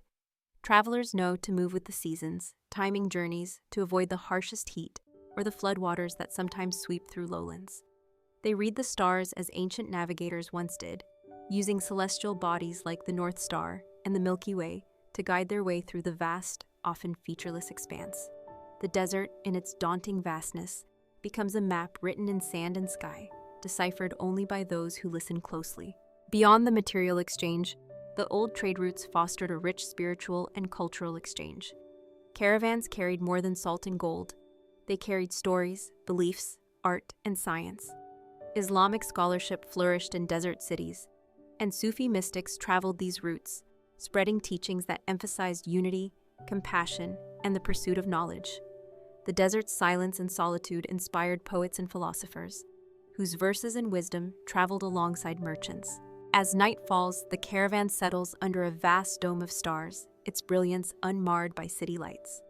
The campfires flicker like earthly stars, casting warm glows on faces drawn from diverse origins but united in purpose. Here, under the desert sky, songs and tales rise into the cool air, stories of ancient kingdoms, heroic deeds, and the eternal dance between humans and the unforgiving land they traverse. These moments of connection and reflection are as vital as the goods carried across the sands. The old trade routes of the Sahara Desert stand as enduring symbols of human resilience, curiosity, and the power of connection. They remind us that even in the most challenging environments, the desire to reach out, to trade, and to share our stories is a fundamental part of what it means to be human. As the caravan ventures further into the heart of the Sahara, the landscape transforms subtly but unmistakably. The undulating dunes stretch endlessly, their towering crests glowing in the fierce midday sun, casting long, shifting shadows across the valleys below. The air is dry and laden with the faint scent of desert blooms, rare and resilient flowers that defy the harsh conditions. This is a land of extremes, where the relentless heat of the day gives way to biting cold at night, and the horizon seems both impossibly distant and unrelentingly close. The caravan itself is a marvel of human organization and endurance.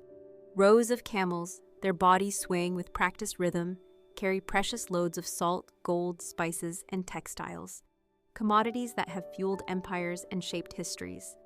Their handlers, cloaked in flowing robes and turbans to shield themselves from sand and sun, communicate through a language of gestures, calls, and subtle signals honed over generations.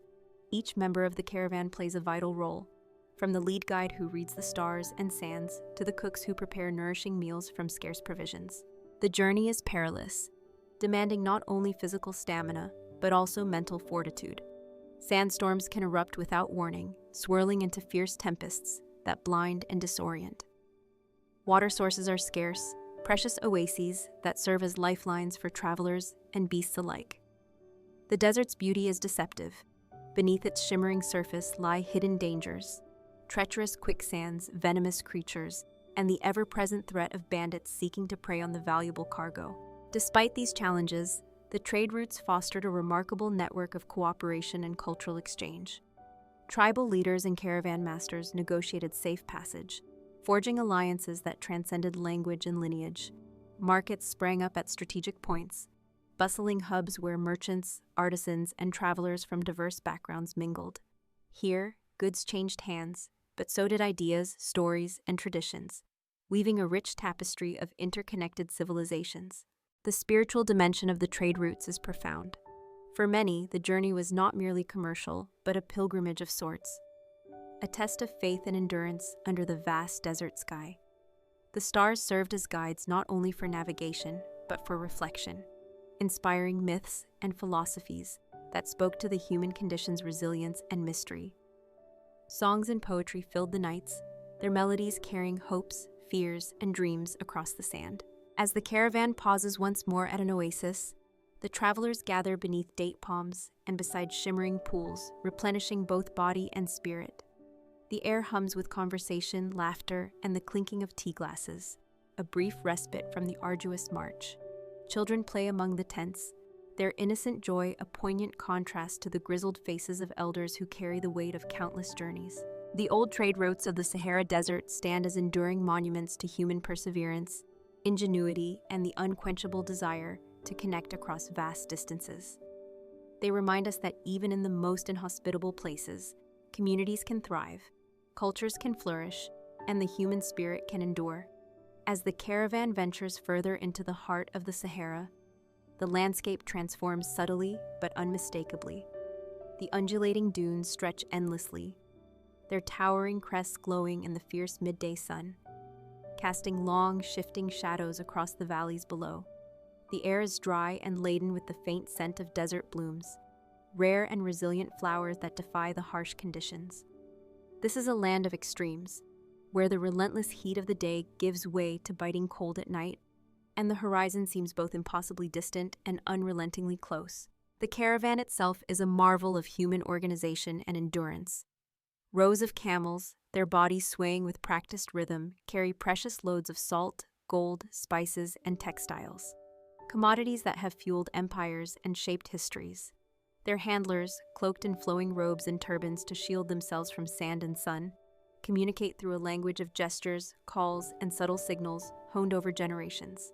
Each member of the caravan plays a vital role, from the lead guide who reads the stars and sands to the cooks who prepare nourishing meals from scarce provisions.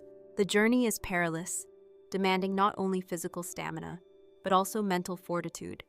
Sandstorms can erupt without warning, swirling into fierce tempests that blind and disorient. Water sources are scarce, precious oases that serve as lifelines for travelers and beasts alike. The desert's beauty is deceptive. Beneath its shimmering surface lie hidden dangers, treacherous quicksands, venomous creatures, and the ever-present threat of bandits seeking to prey on the valuable cargo. Despite these challenges, the trade routes fostered a remarkable network of cooperation and cultural exchange. Tribal leaders and caravan masters negotiated safe passage, forging alliances that transcended language and lineage. Markets sprang up at strategic points, bustling hubs where merchants, artisans, and travelers from diverse backgrounds mingled. Here, goods changed hands, but so did ideas, stories, and traditions, weaving a rich tapestry of interconnected civilizations. The spiritual dimension of the trade routes is profound. For many, the journey was not merely commercial, but a pilgrimage of sorts, a test of faith and endurance under the vast desert sky. The stars served as guides not only for navigation, but for reflection, inspiring myths and philosophies that spoke to the human condition's resilience and mystery. Songs and poetry filled the nights, their melodies carrying hopes, fears, and dreams across the sand. As the caravan pauses once more at an oasis, the travelers gather beneath date palms and beside shimmering pools, replenishing both body and spirit. The air hums with conversation, laughter, and the clinking of tea glasses, a brief respite from the arduous march. Children play among the tents, their innocent joy a poignant contrast to the grizzled faces of elders who carry the weight of countless journeys. The old trade routes of the Sahara Desert stand as enduring monuments to human perseverance, ingenuity, and the unquenchable desire to connect across vast distances. They remind us that even in the most inhospitable places, communities can thrive, cultures can flourish, and the human spirit can endure. As the caravan pushes further into the heart of the Sahara Desert, the landscape unfolds like a vast and ever-changing tapestry, endless waves of golden dunes shimmering under the relentless sun, rocky plateaus rising abruptly like ancient monuments, and sparse patches of hardy desert flora that stubbornly claim life amidst the sand. The heat of the day is intense, the sky a blazing blue dome stretching infinitely, while the shimmering mirages dance tantalizingly on the horizon, tempting weary travelers with illusions of water and shade. Within this harsh and majestic environment, the caravan moves with a steady, purposeful rhythm. Camels, revered as the ships of the desert, carry heavy loads of salt, gold, textiles, and spices. Their sturdy bodies adapted perfectly to the grueling journey. The handlers, cloaked in protective garments and turbans to shield themselves from sun and sand, expertly guide their animals across treacherous terrain. Their eyes, weathered by wind and sun, are sharp and attentive, ever watchful for signs of danger or the elusive sight of an oasis. The caravan is a microcosm of human resilience and cooperation. The men and women who make up this traveling community come from diverse backgrounds: nomadic tribes, merchants, craftsmen, and scholars. United by the shared purpose of trade and survival, they rely on each other for safety and support, their bonds forged through the shared hardships of desert travel. Campfires light the night as stories and songs are exchanged, weaving a rich tapestry of history, culture, and shared experience under the vast star-studded sky. The Sahara is not merely a backdrop, but a formidable participant in this journey. Sudden sandstorms can rise without warning, enveloping the caravan in swirling clouds of grit and darkness, forcing travelers to seek shelter and test their endurance. The stark temperature contrasts, scorching days followed by freezing nights, challenge both body and spirit, demanding adaptability and fortitude. Yet, amidst these challenges, moments of profound beauty and connection emerge. The ethereal glow of the Milky Way arching overhead, the delicate bloom of desert flowers after rare rains, and the tranquil silence that envelops the desert before dawn. Trade along these routes is about more than goods. It is a conduit for ideas, beliefs, and innovations. Cities like Timbuktu and Gao flourish as hubs of learning and culture, their libraries and mosques drawing scholars and travelers from across continents. The desert routes carry not only salt and gold, but also the wisdom of centuries, the verses of poets, the teachings of philosophers, and the prayers of the faithful. As dusk falls, the caravan settles once more beneath a canopy of stars. Fires flicker, casting dancing shadows on faces etched with fatigue, yet illuminated by hope. Tea is brewed, and simple meals shared, offering moments of warmth and community against the vast, cool desert night. The stories told here are as ancient as the sands themselves, tales of journey, survival, and the unbreakable human spirit. The old trade routes of the Sahara Desert stand as enduring monuments to human courage, connection, and the relentless pursuit of exchange across some of the world's most challenging landscapes. They remind us that even in the harshest environments, humanity's desire to connect, to trade, and to share stories endures. As the caravan pushes deeper into the heart of the Sahara Desert, the landscape unfolds with dramatic shifts.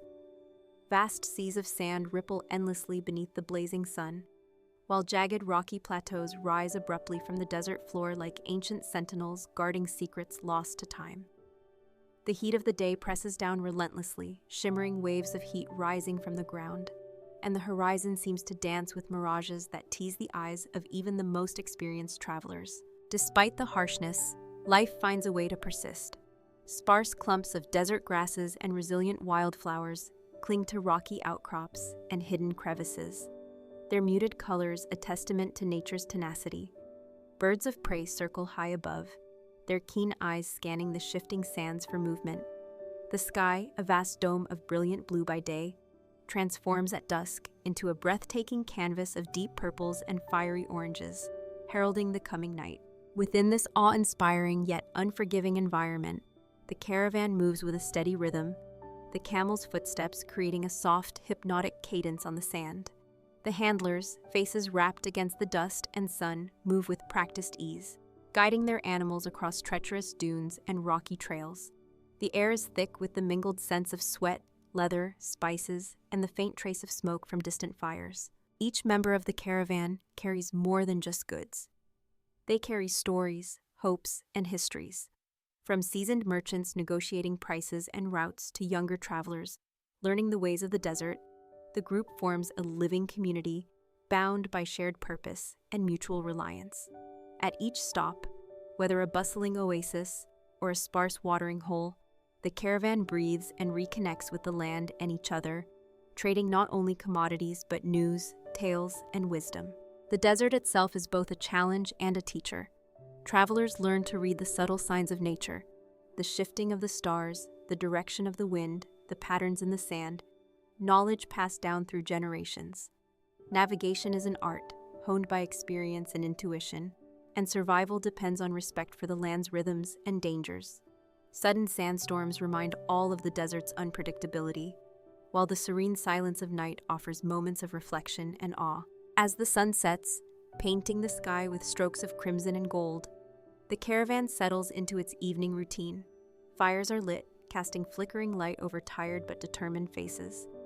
Simple meals are shared, flatbreads, dates, spiced teas, and stories rise into the cool night air. Songs echo softly, carrying the spirit of the desert and its people across the sands. The old trade routes of the Sahara Desert are more than paths through a barren wilderness.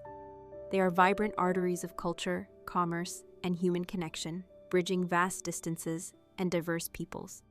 They embody resilience, adaptability, and the enduring human quest to explore, exchange, and endure. As night falls over the vast expanse of the Sahara Desert, the landscape transforms into a mystical realm bathed in the gentle glow of a million stars. The blazing sun that dominated the day surrenders to the cool embrace of night, and the desert's temperature plunges, creating a stark contrast that travelers have learned to endure through generations.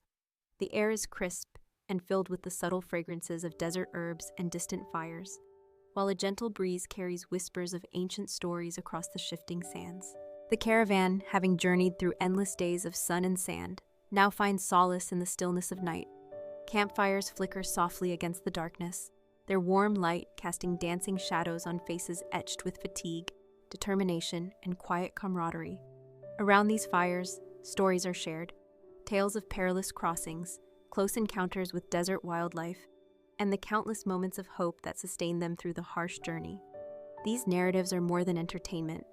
They are threads that bind the community together, preserving history and forging identity. Above, the night sky stretches vast and unbroken, a celestial tapestry adorned with constellations that have guided desert travelers for millennia.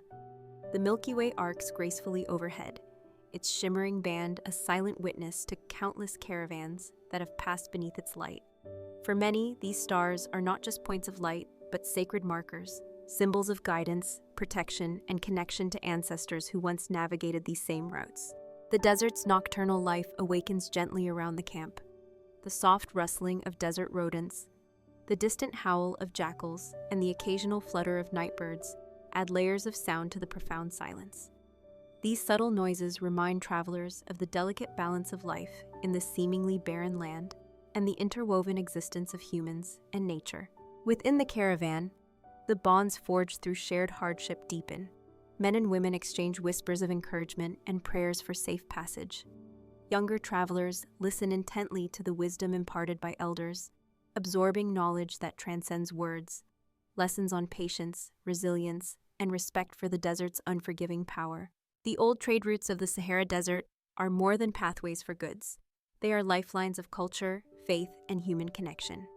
They speak to the endurance of spirit and the unyielding desire to reach across distances, both physical and metaphorical.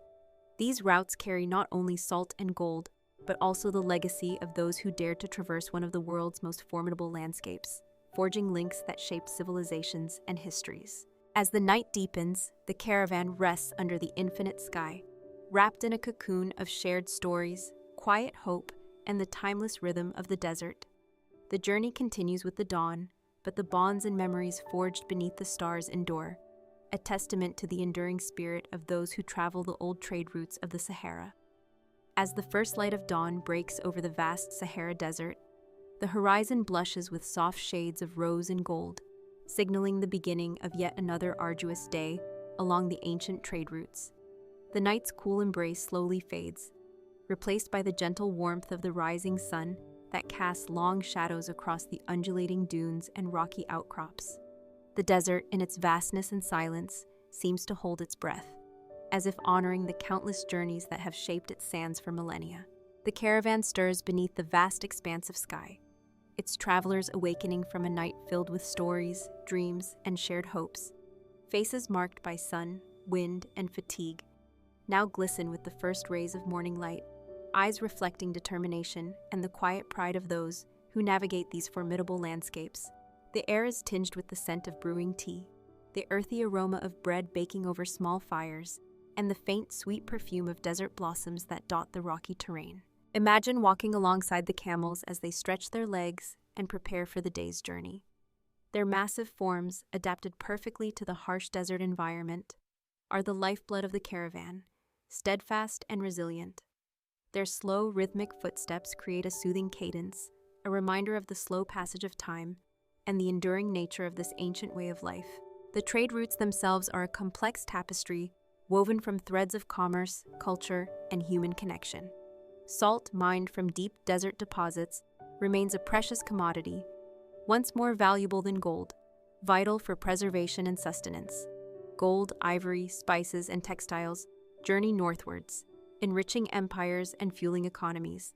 Alongside these tangible goods flow ideas, faiths, and traditions, crossing borders and binding diverse peoples into a shared history.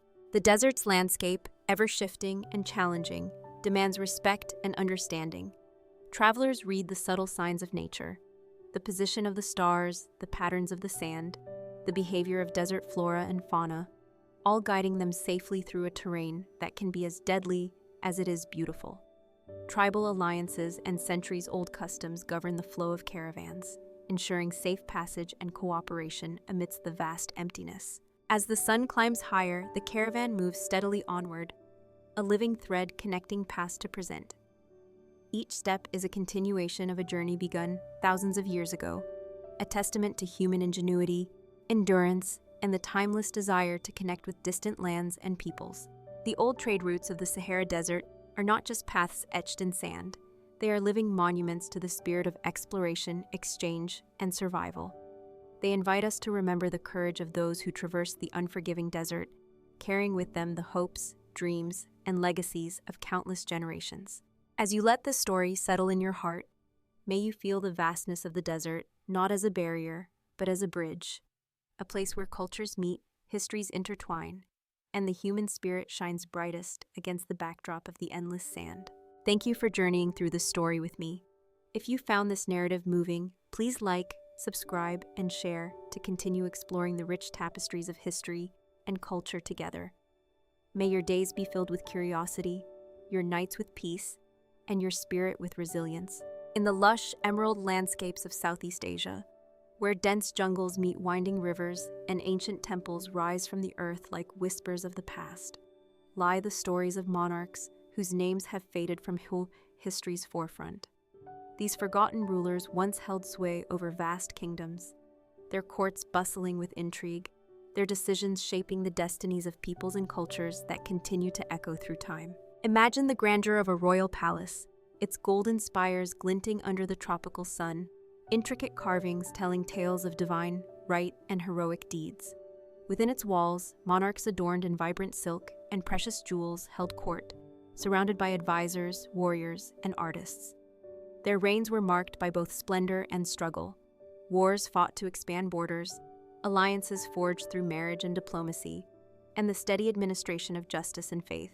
Yet despite their influence, many of these monarchs have slipped into obscurity, overshadowed by the tides of history and the rise and fall of empires. Their legacies survive in faded inscriptions, crumbling temples, and the oral traditions passed down by generations. Each ruler's story is a tapestry woven with ambition, wisdom, tragedy, and resilience, reflecting the complex mosaic of Southeast Asia's past. From the Khmer Empire's majestic Angkorian kings, who built monumental temples as expressions of divine power, to the resilient monarchs of Srivijaya, who commanded the maritime trade routes, these forgotten rulers shaped the cultural and political landscapes in profound ways. Their courts were centers of innovation, religion, and art, fostering a rich heritage that continues to influence the region. Beyond the palaces and battles, these monarchs were also patrons of spirituality and culture. They commissioned temples and sculptures, supported scholars and poets, and upheld traditions that intertwined the sacred with the secular. Their stories are embedded in the stones of Angkor Wat, the waterways of the Mekong, and the rituals still performed in remote villages. As you envision these forgotten monarchs, imagine the weight of their crowns, symbols of authority, responsibility, and the fragile nature of power. Their reigns were often turbulent, marked by both glory and downfall, yet their impact endures in the vibrant cultures of Southeast Asia today. As the dense tropical forests of Southeast Asia sway gently in the humid breeze, the stories of its forgotten monarchs come alive. Rulers whose legacies, though obscured by time, remain etched in the vibrant cultures and landscapes of the region. Picture the vast kingdoms these monarchs governed, sprawling realms where rivers served as highways, and temples stood as beacons of faith and power. These rulers were not mere figures of authority. They were the embodiment of divine will, custodians of culture, and architects of civilization. Imagine the court of a 10th century Khmer king within the walls of Angkor, a city teeming with life and grandeur. The air is thick with the scent of incense and blooming frangipani, while the sounds of ceremonial drums and chanting priests fill the palace courtyards. Here, the monarch, adorned in gold and silk, presides over ceremonies that affirm his sacred status, surrounded by courtiers, diplomats, and artisans who shape the kingdom's destiny. The king's decisions ripple through the social fabric, influencing trade, religion, and art, while armies are marshaled to defend borders and assert dominance. Yet the reigns of these monarchs were not without turmoil. Intrigue simmered in shadowed corridors, rival factions vied for influence, and external threats from neighboring kingdoms and emerging colonial powers cast long shadows. Some monarchs faced exile or assassination, their names fading as quickly as their lives. Others saw their empires crumble beneath the tides of time and conquest, leaving behind only ruins and legends whispered by villagers. Consider the maritime monarchs of Srivijaya, whose naval prowess controlled vital trade routes across the seas. Their fleets glided silently through moonlit waters, carrying spices, precious metals, and cultural exchanges between distant ports. These rulers were patrons of Buddhism, commissioning temples and monasteries that became centers of learning and spirituality. Their influence extended beyond mere politics. They shaped the spiritual and intellectual life of the region, fostering connections that bridged continents. Beyond politics and power, these monarchs were deeply connected to the land and its people. They participated in sacred rituals that linked the earthly realm to the divine, sought omens from the natural world, and upheld traditions that reinforced social harmony. Their patronage of art and architecture created masterpieces that still inspire awe, from the intricate bas-reliefs of Angkor Wat to the serene Buddha statues dotting riverbanks. The legacy of these forgotten monarchs is not confined to ancient texts or crumbling stone. It lives on in the vibrant festivals, languages, and customs that continue to shape Southeast Asia's diverse identities. Their stories, though often overshadowed by more prominent histories, offer profound insights into the complexities of power, culture, and human resilience. As you delve deeper into the world of these monarchs, envision the weight of their crowns, symbols of both glory and burden. Their lives were a delicate dance of ambition, spirituality, and survival in a landscape as beautiful as it was unforgiving. Their reigns may have faded from the spotlight, but their influence endures, woven into the very fabric of Southeast Asia's past and present. As the sun rises over the lush landscapes of Southeast Asia, the legacy of its forgotten monarchs unfurls like the delicate petals of the region's revered lotus flowers. Layered, complex, and steeped in symbolism, these rulers once commanded vast realms where dense jungles met meandering rivers, and their courts were centers of power, art, and spirituality. They navigated the intricate tapestry of politics, culture, and faith, balancing the demands of governance with the sacred responsibilities bestowed upon them. Imagine the daily life within a royal palace in the heart of the ancient Khmer Empire. The cool stone halls echo with the footsteps of attendants and the soft murmur of advisors, while the fragrance of jasmine and sandalwood fills the air. The monarch, resplendent in embroidered silks and adorned with jade and gold, holds audience under the towering pillars carved with scenes from myth and history. Here, decrees are issued, alliances forged, and disputes settled, the pulse of an empire beating steadily amid the verdant jungle. Yet beneath the surface of regal splendor, the life of a monarch was fraught with peril and complexity. Court intrigues simmered like the tropical heat, with rival factions vying for influence and the ever-present threat of betrayal. Wars for territory and dominance shaped the political landscape, drawing monarchs into cycles of conquest and defense. Some rulers are remembered as visionary builders and patrons of the arts, while others bear the scars of defeat and exile, their names fading into the shadows of time.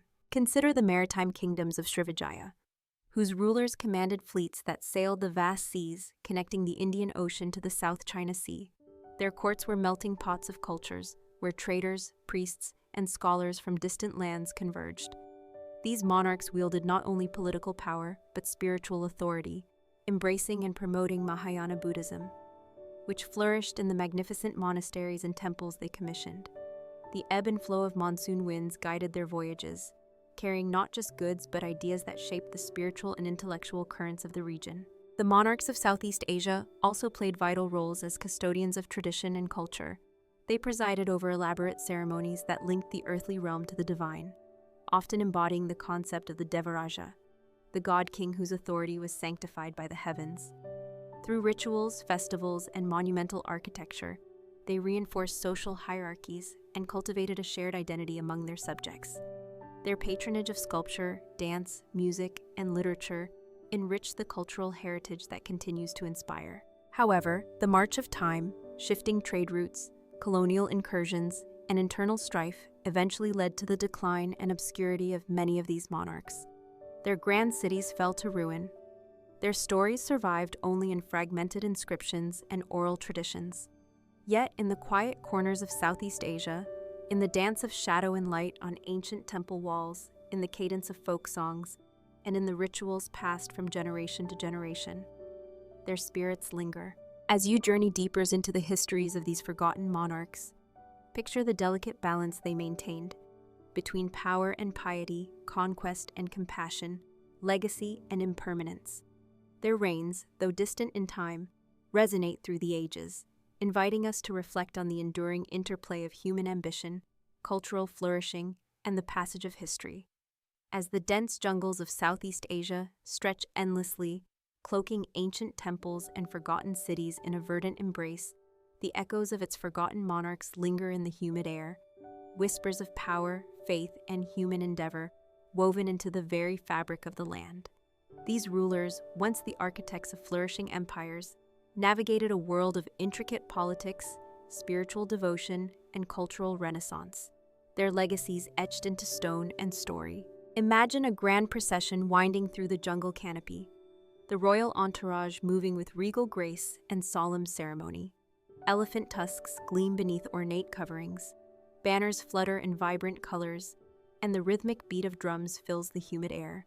The monarch, resplendent in gold and silk, rides atop a majestic elephant, a living symbol of strength and divinity. Surrounding the king are nobles, priests, and warriors, their faces a blend of awe, loyalty, and ambition. Within the palace walls, carved with intricate bas-reliefs depicting mythic tales and celestial beings, the monarch's day unfolds, a tapestry of governance, ritual, and artistry. Audiences with ministers and envoys shape the political landscape, while offerings are made to deities to secure favor and prosperity. Skilled artisans labor to create magnificent statues, murals, and jewelry reflecting the kingdom's wealth and spiritual fervor.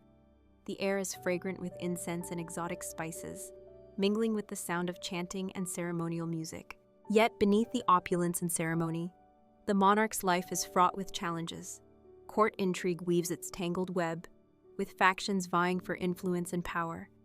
External threats loom, rival kingdoms, rebellions, and the slow encroachment of foreign powers seeking dominion. The weight of divine responsibility presses heavily upon the king's shoulders, balancing earthly rule with spiritual stewardship. The spiritual dimension of these monarchs is profound. Many embrace the concept of the divine ruler, the Devaraja, believed to be the earthly embodiment of gods. This belief infused their reigns with sacred significance, legitimizing authority through elaborate rituals and monumental architecture. Temples like Angkor Wat stand as eternal testaments to this divine kingship, their soaring towers and intricate carvings narrating the cosmic order and the monarch's place within it. Beyond the political and spiritual, these rulers were patrons of a rich cultural renaissance. They fostered the development of literature, dance, and music that celebrated both courtly life and the natural world. Festivals marked the seasons and honored deities, bringing together diverse peoples in shared celebration. The arts flourished under royal patronage, weaving a vibrant cultural legacy that continues to inspire. However, time and tide brought change. Empires waned, temples fell into ruin, and the names of these monarchs faded from the annals of history. Yet their spirits endure.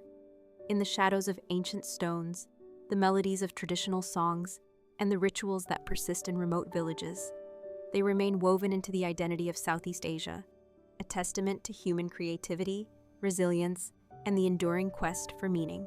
As you contemplate the lives and legacies of these forgotten monarchs, envision the delicate interplay of power, faith, and culture that define their reigns. Their stories, though distant, invite us to explore the depths of human history and the timeless dance between the mortal and the divine. As the sun casts its golden light over the verdant valleys and winding rivers of Southeast Asia, The legacy of its forgotten monarchs continues to resonate in the landscape, a tapestry woven with stories of power, devotion, struggle, and triumph. These rulers, whose names have been eclipsed by time, once shaped the destinies of kingdoms, where jungle met temple, and where the rhythms of nature intertwined seamlessly with human ambition. Imagine walking through the ruins of an ancient palace complex, where moss-covered stones and fractured statues whisper tales of grandeur and loss. The air is thick with the scent of damp earth and blooming orchids, while distant calls of exotic birds echo through the canopy. Sunlight filters through towering trees, casting dappled patterns on intricately carved walls that once bore witness to royal decrees, diplomatic exchanges, and sacred ceremonies. Within these walls, monarchs ruled not only with political acumen, but with profound spiritual insight. They were seen as intermediaries between the divine and mortal realms, their authority sanctified by elaborate rituals and cosmic symbolism. The intricate bas-reliefs depict scenes of mythic battles, celestial alignments, and royal processions, each stone a narrative of faith and legitimacy. The lives of these monarchs were marked by complex relationships, alliances forged through marriage, rivalries that sparked conflicts, and the constant negotiation of power among nobles, priests, and foreign emissaries. Their reign saw the flourishing of arts and architecture, with temples rising like jewels amidst the jungle, their spires reaching toward the heavens as offerings to gods and ancestors. Yet these monarchs were not immune to the tides of change. Invasions, internal strife, and the slow advance of colonial forces reshaped the political landscape, leading to the decline of once mighty empires. The physical grandeur of their kingdoms faded into the embrace of nature, temples swallowed by roots and vines, cities reduced to shadows. Their stories, preserved in oral traditions and scattered inscriptions, remind us of the fragility of power and the endurance of cultural memory. Beyond their political and spiritual roles, these monarchs were patrons of human creativity and resilience. They supported scholars, poets, and artisans whose work celebrated the richness of their cultures and explored the mysteries of existence. Festivals and rituals under their patronage bound communities together, affirming identities and sustaining hope. As you reflect on the forgotten monarchs of Southeast Asia, envision their lives as a delicate balance of light and shadow, moments of triumph intertwined with trials, visions of immortality tempered by the passage of time. Their legacies, though often hidden beneath layers of jungle and history, continue to inspire awe and wonder, inviting us to explore the depths of human civilization and the enduring power of memory. As twilight descends over the dense jungles and ancient ruins of Southeast Asia, the stories of its forgotten monarchs take on a haunting glow, their legacies lingering in the delicate balance between nature's reclaiming embrace and the enduring marks of human endeavor. The air is heavy with the scent of damp earth and fragrant blossoms, while the distant calls of nocturnal creatures weave a symphony that fills the fading light. Imagine a royal pavilion perched on a hill overlooking a vast valley, its intricate wooden carvings and gilded roofs catching the last rays of the sun. Within its walls, the echoes of past ceremonies and councils seem to resonate, a timeless reminder of rulers who once commanded armies, inspired artists, and shaped the spiritual life of their people. These monarchs were not mere political figures. They were embodiments of divine authority, tasked with maintaining harmony between heaven and earth. The jungles surrounding these ancient capitals are alive with stories. Vines creep along crumbling stone walls, and roots twist through sacred carvings, symbols of a cycle where human ambition and nature's persistence intertwine. Temples dedicated to gods and ancestors stand partially obscured by foliage, their stone faces weathered but still conveying the grandeur and faith of a bygone era.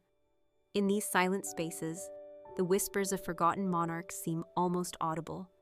Tales of glory, betrayal, wisdom, and sacrifice. Life in the royal courts was a complex interplay of power, faith, and artistry. Monarchs presided over elaborate rituals that reinforced their sacred status, drawing on cosmological beliefs that linked their reigns to celestial movements. Priests and shamans advised them, interpreting omens and guiding decisions that affected both the mundane and the spiritual realms. Artisans crafted magnificent sculptures, paintings, and textiles that celebrated the divine right and earthly responsibilities of the rulers. Yet the monarchs' reigns were often fraught with challenges. Intrigues within the palace, conflicts with neighboring kingdoms, and the pressures of maintaining allegiance among diverse ethnic groups demanded constant vigilance and adaptability. Some monarchs rose to greatness through visionary leadership, while others faced exile or downfall, their names fading as empires crumbled and new powers emerged. Despite the passage of centuries, the influence of these monarchs endures. Their patronage of culture fostered a rich heritage, from classical dance and music to literature and philosophy, that continues to shape Southeast Asian identities.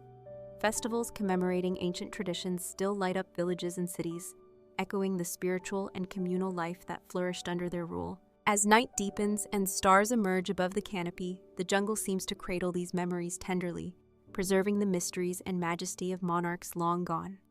Their stories, woven into the very landscape, invite reflection on the impermanence of power and the timeless pursuit of meaning and connection.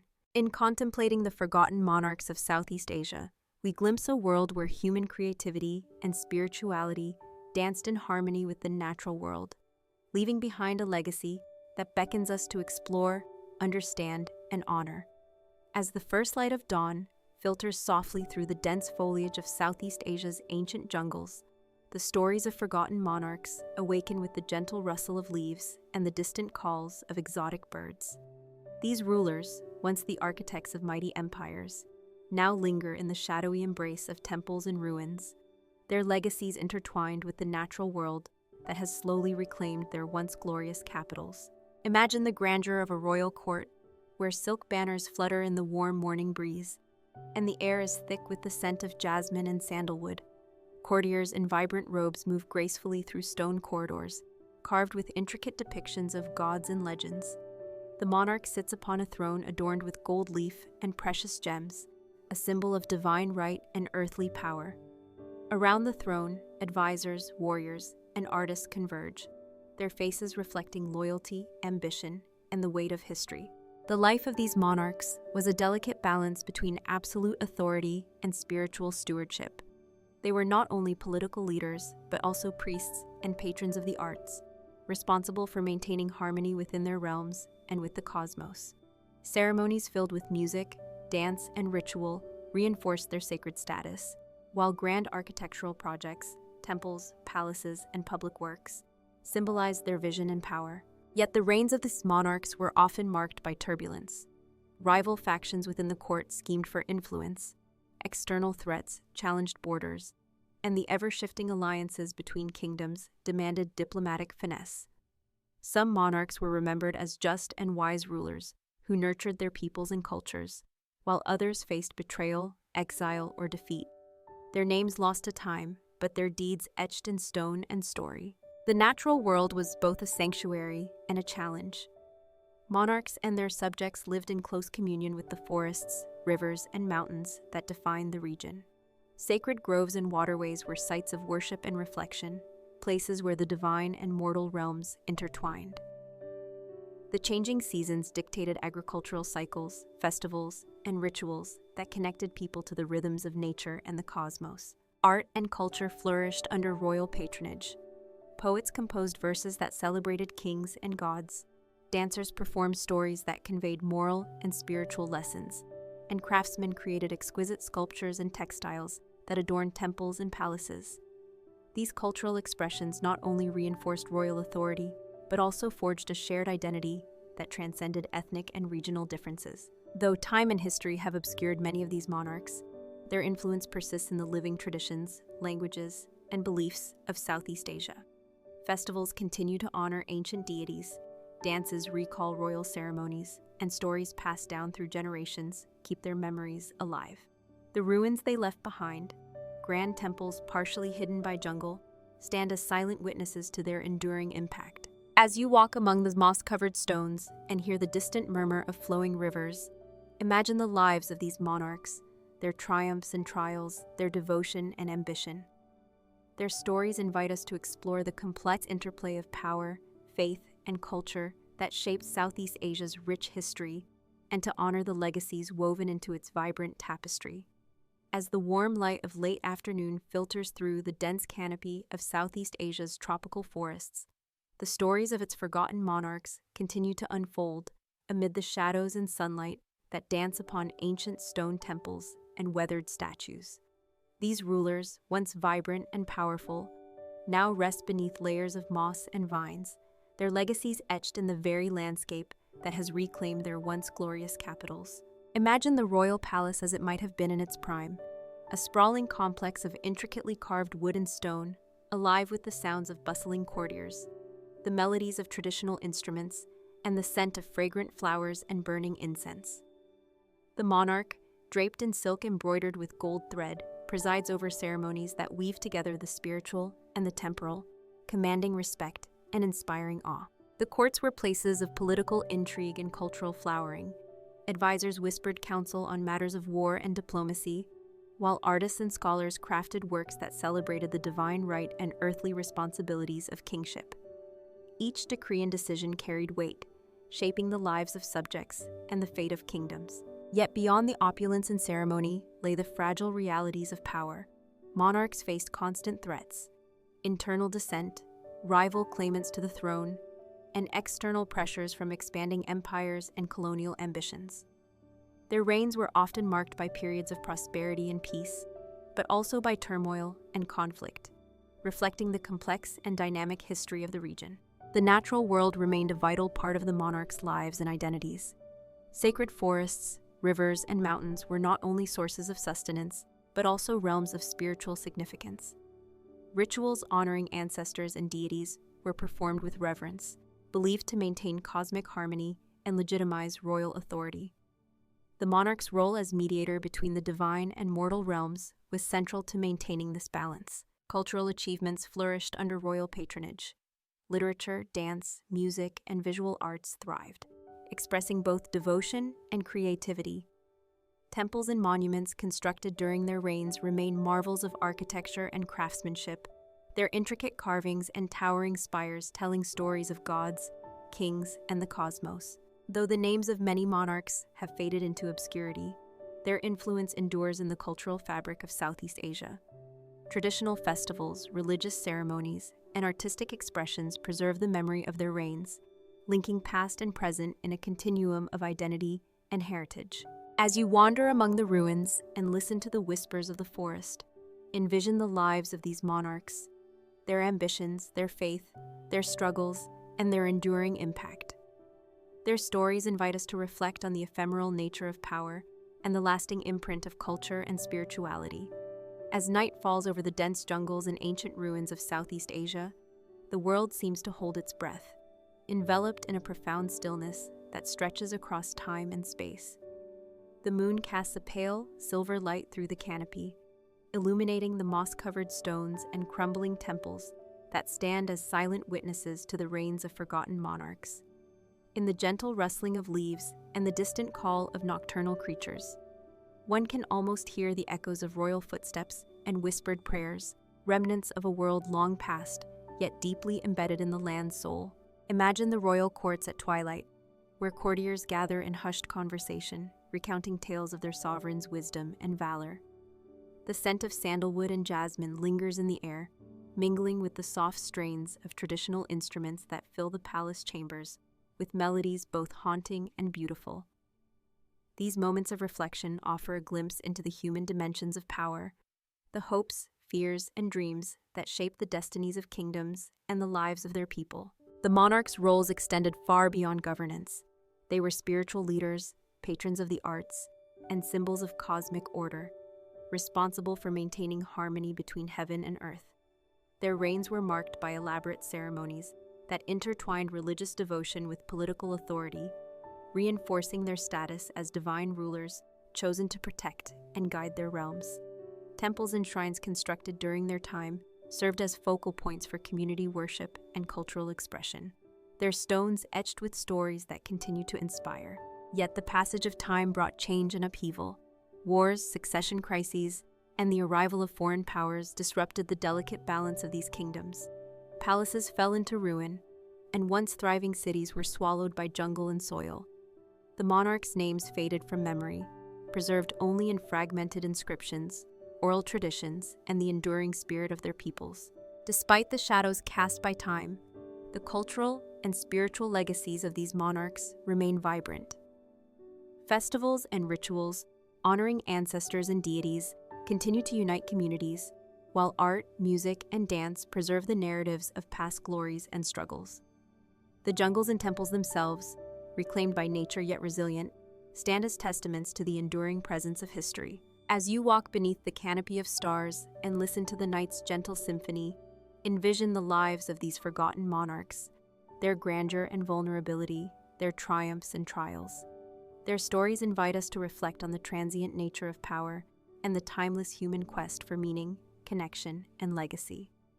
As dawn gently breaks over the ancient lands of Southeast Asia, the golden light spills through the dense canopies, illuminating temples and ruins that whisper stories of monarchs long forgotten but never truly lost.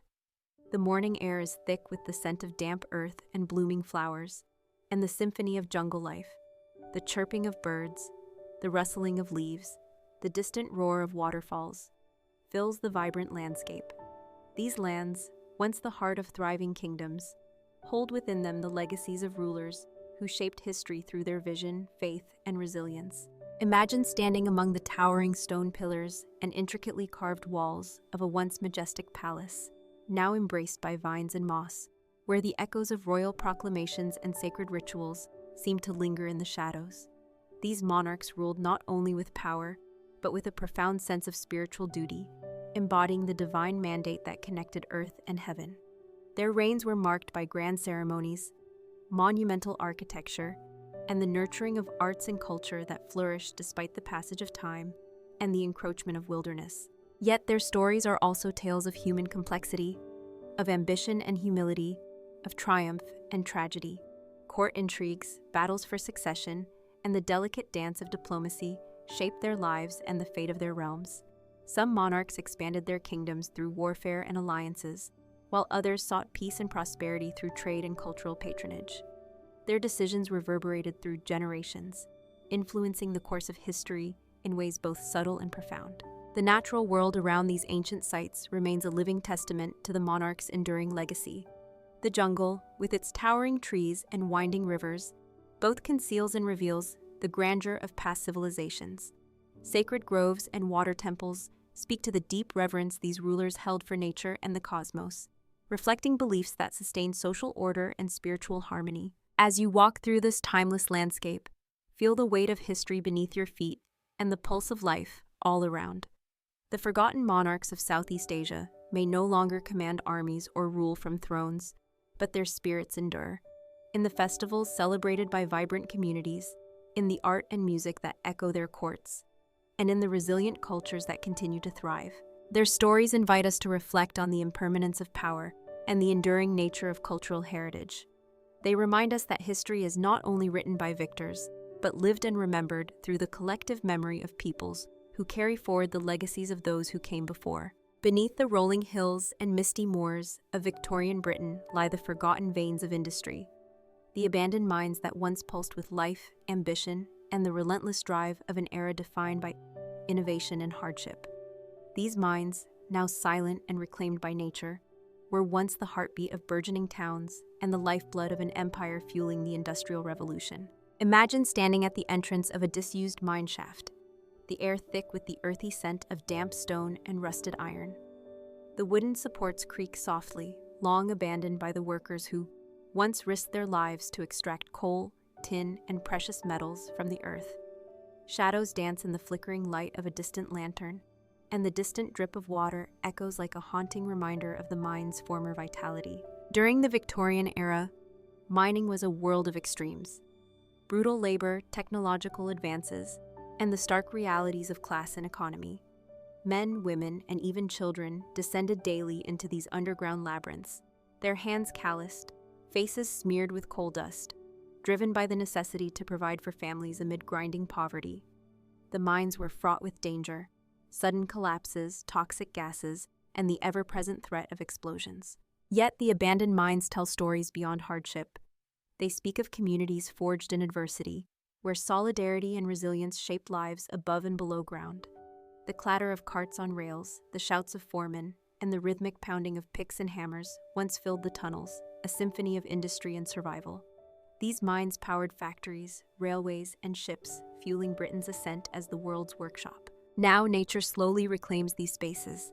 Ivy creeps over crumbling brickwork, wildflowers bloom amid heaps of discarded tools, and bats flit silently through air shafts, once alive with human toil. The silence is profound, yet the mines resonate with echoes of the past, whispered memories of toil, triumph, and tragedy. As you imagine the lives entwined with these abandoned mines, consider the legacy they leave behind. Not only in the industrial might they helped build, but in the human stories of endurance, sacrifice, and hope etched deep within the earth. As dawn breaks over the rugged landscapes of Victorian Britain, the skeletal remains of once thriving mines cast long shadows across the countryside. The cool morning mist clings to the rolling hills, weaving through the gnarled branches of leafless trees and settling softly on the worn cobblestones of abandoned mining villages. These communities, now silent and weathered by time, were once vibrant hubs of industry, their fortunes tied irrevocably to the wealth pulled from the earth beneath their feet. Imagine the bustling activity that once filled these places. Men donning heavy boots and soot-streaked caps, children navigating narrow alleys to attend makeshift schools, and women tending to hearths while anxiously awaiting news from the depths below. The air was thick with the scent of coal smoke, damp earth, and the metallic tang of machinery. The rhythmic clang of tools, the rumble of carts on iron rails, and the shouts of foremen echoed through labyrinthine tunnels and over the hills. Victorian mining was a perilous profession, defined by relentless labor under conditions that tested the limits of human endurance. The miners worked long hours in cramped, poorly lit shafts, their muscles straining against the weight of coal seams and the oppressive darkness. Explosions and collapses were common hazards, while disease and accidents cast a persistent shadow over daily life. Yet, beneath the surface, a strong sense of camaraderie and shared purpose flourished among workers, forged in the fires of adversity. The technological advances of the era brought both progress and peril. Steam engines powered ventilation systems and hoists, while dynamite revolutionized extraction methods. Yet these innovations often introduced new dangers. Despite the risks, the mines fueled Britain's industrial might, supplying the coal and metals essential for factories, railways, and naval fleets that spanned the globe. Now, the abandoned mines stand as silent monuments to this bygone era. Rusted rails curl beneath brambles, timbers sag under the weight of years, and collapsed shafts gape like wounds in the earth. Nature steadily reclaims these spaces. Moss carpets stone walls, wildflowers burst through cracks in masonry, and bats take shelter in the cool shadows, their wings whispering through empty tunnels. Walking through these forgotten sites, one is struck not only by the tangible remnants of industry, but by the intangible echoes of lives lived in the pursuit of survival and progress. The stories of miners, their hopes, struggles, and sacrifices, linger in the silent corridors, reminding us of the human cost behind the Industrial Revolution's grand narrative. As twilight descends, casting a golden glow over the landscape, the abandoned mines evoke a profound sense of reflection. They invite us to remember the resilience of those who toiled beneath the earth, whose labor shaped the modern world even as their names faded into obscurity. As the day unfolds over the Victorian mining towns, the contrast between the vibrant past and the quiet present becomes starkly apparent. Picture the bustling streets now silent, the once familiar clatter of horse-drawn carts replaced by the gentle rustling of leaves and the distant call of birds. The stone and brick facades of miners' cottages, weathered by years of rain and wind, stand as solemn sentinels to a bygone era. Chimneys, once alive with smoke that powered the hopes of families, now rest cold and empty beneath skies that often weep with gray clouds. Imagine the miners themselves, their faces smeared with coal dust, eyes hardened by the unforgiving nature of their work, yet softened by the warmth of community and kinship. Families gathered around small hearths, sharing stories of the day's labors, their voices weaving the fabric of life in these rugged enclaves. Children, despite the hardships, found moments of joy in simple games and songs, their laughter echoing faintly in the spaces that now seemed so still. Beneath the surface, the mines were worlds apart from the sleepy villages above. Imagine descending into the cool, damp darkness of a shaft, where the air is thick with the scent of earth and mineral, and the faint glow of lanterns casts flickering shadows on rough-hewn walls. The relentless rhythm of picks striking rock, The clatter of coal-filled carts on rails and the murmurs of workers punctuated the oppressive silence. Every breath was measured, every movement deliberate. As miners navigated narrow tunnels carved through centuries-old seams, the dangers were ever present. Sudden collapses, pockets of noxious gas, flooding from underground streams. And yet the miners pressed on, driven by necessity and a fierce pride in their craft. Their hands, raw and scarred, told tales of endless toil, while their camaraderie forged bonds that transcended the dark and dangerous environment. Songs and chants rose in the tunnels, a chorus of resilience echoing beneath the earth. The Victorian era brought both progress and exploitation to the mining industry. Innovations in machinery increased productivity, but also introduced new risks and intensified labor demands. Child labor was prevalent, with boys as young as 5 descending into the mines to assist their families. The stark realities of class and industrial capitalism shaped every aspect of life, from the cramped living conditions in mining towns to the fierce struggles for workers' rights and safety. Today, these abandoned mines stand as poignant reminders of a time when human endurance met the insatiable hunger of industry. Rusted machinery and collapsed shafts tell silent stories of innovation and tragedy, while the surrounding landscapes, reclaimed by nature, speak of renewal and the passage of time. The echoes of miners' footsteps may have faded, but their spirit lingers in the soil and stone. As dusk settles over the hills, casting long shadows and bathing the world in a muted glow, the abandoned mines invite contemplation. They are monuments not only to industrial might, but to the resilience of human spirit. A testament to those who dared to dig deep, enduring hardship and danger to fuel an era of unprecedented change. As the twilight deepens over the once bustling mining communities of the Victorian era, a serene yet haunting atmosphere envelops the abandoned mines and the surrounding landscape. The fading light casts long shadows over crumbling brickwork and rusted machinery, while the cool evening air carries whispers of a bygone age.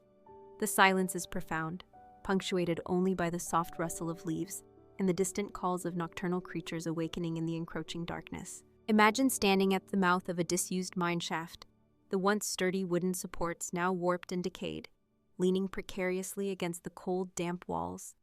The air is thick with the scent of earth, iron, and lingering coal dust, a sensory echo of the countless hours spent underground by miners whose lives were entwined with these dark tunnels. Faint drafts stir the stale air, carrying distant echoes that seem to tell stories of toil, camaraderie, and tragedy. The Victorian mines were more than mere sites of labor. They were communities unto themselves. Above ground, miners' cottages clustered tightly together, their chimneys long silent, gardens overgrown. The rhythms of daily life revolved around the mines. The whistle of the shift change, the hurried steps of workers heading home, and the communal gatherings that offered moments of respite. Families bore the weight of sacrifice, their resilience woven into the fabric of these industrial towns. Below ground, the miners faced a world of relentless hardship. The tunnels, carved painstakingly by hand and machine, twisted and stretched beneath the earth like veins carrying the lifeblood of the empire. The sounds of picks striking rock, carts clattering on rails, and whispered conversations created a symphony of labor in the darkness. Miners moved through cramped, treacherous passages, their faces illuminated only by flickering lanterns, their bodies enduring crushing pressure and toxic gases. Yet amid the dangers and deprivation, there was solidarity.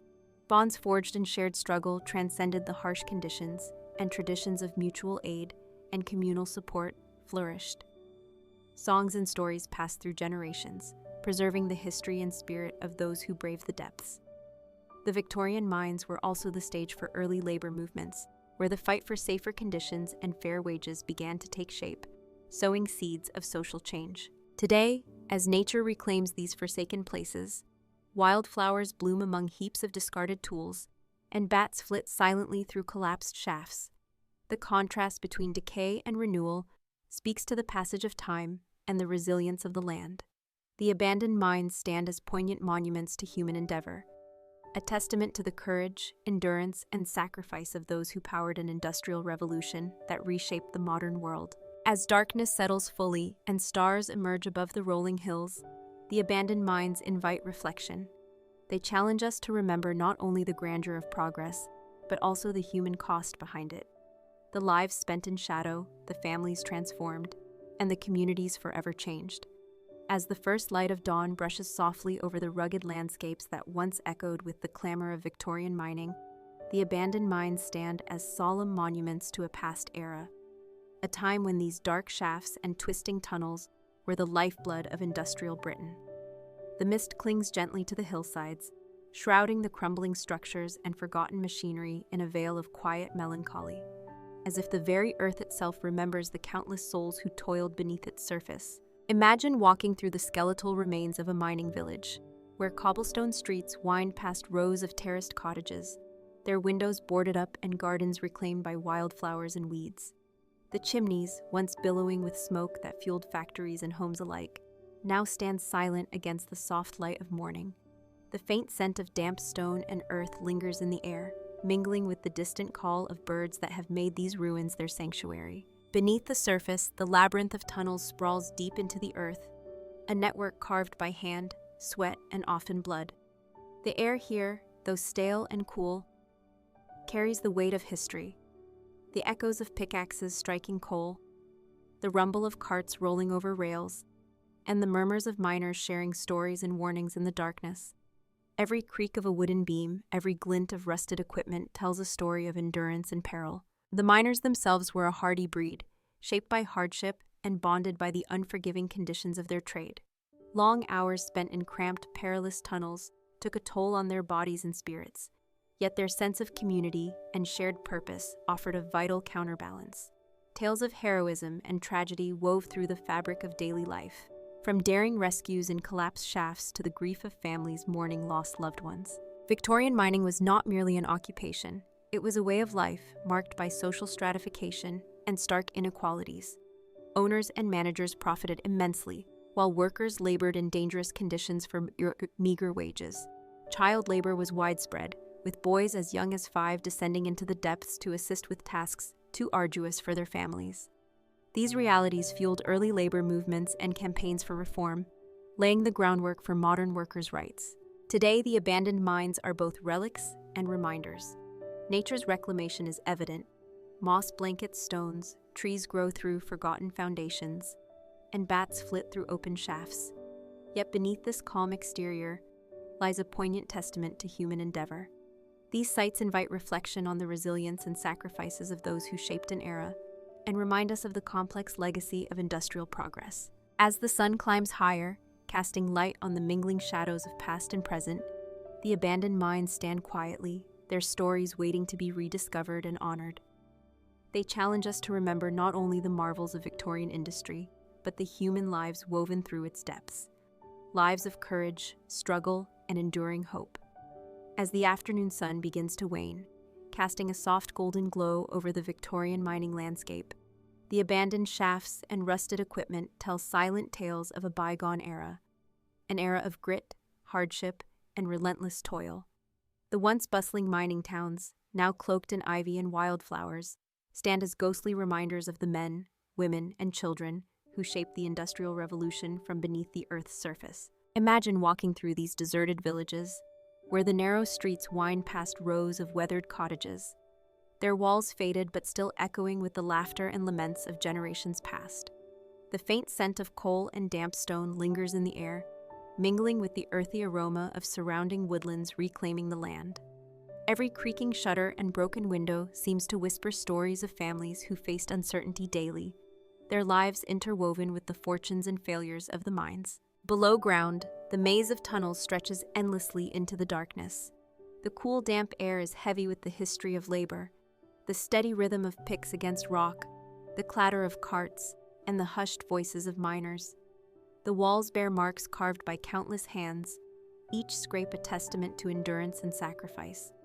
Old lanterns, now dark and rusted, once guided men through these subterranean passages fraught with peril, from sudden collapses to invisible pockets of deadly gas. Life in the mines was harsh beyond imagination. The miners braved cramped conditions, poor ventilation, and long hours, all under the ever-present threat of disaster. Many bore scars unseen by the world above, diseases contracted from coal dust, injuries hidden beneath soot-covered faces, and the mental toll of daily danger. Yet amid this adversity, a powerful sense of community flourished. Men relied on each other for survival, sharing not only the burden of labor, but also stories, songs, and moments of solidarity. The broader social context of the Victorian mining era reveals stark contrasts. Wealth and power concentrated in the hands of industrialists and mine owners, while workers lived in poverty and faced exploitation. Child labor was a grim reality, with young boys working alongside their fathers, their childhoods truncated by the demands of survival.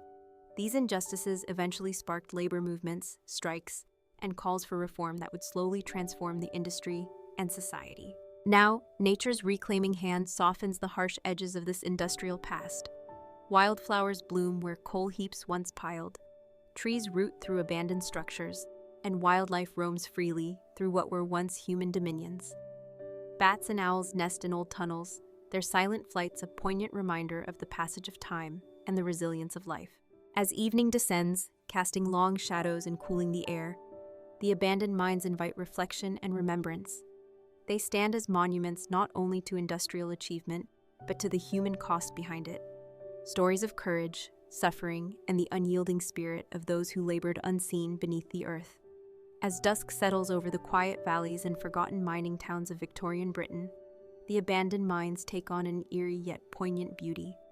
The fading light bathes the weathered brickwork, rusted machinery, and crumbling stone in a soft amber glow, casting long shadows that stretch across the overgrown paths and silent rail tracks. The air is cool and crisp, carrying the faint scent of damp earth, wildflowers, and the distant sea breeze. A reminder that nature, relentless and patient, steadily reclaims what once belonged to human hands. Imagine wandering through the ruins of a once thriving mining community.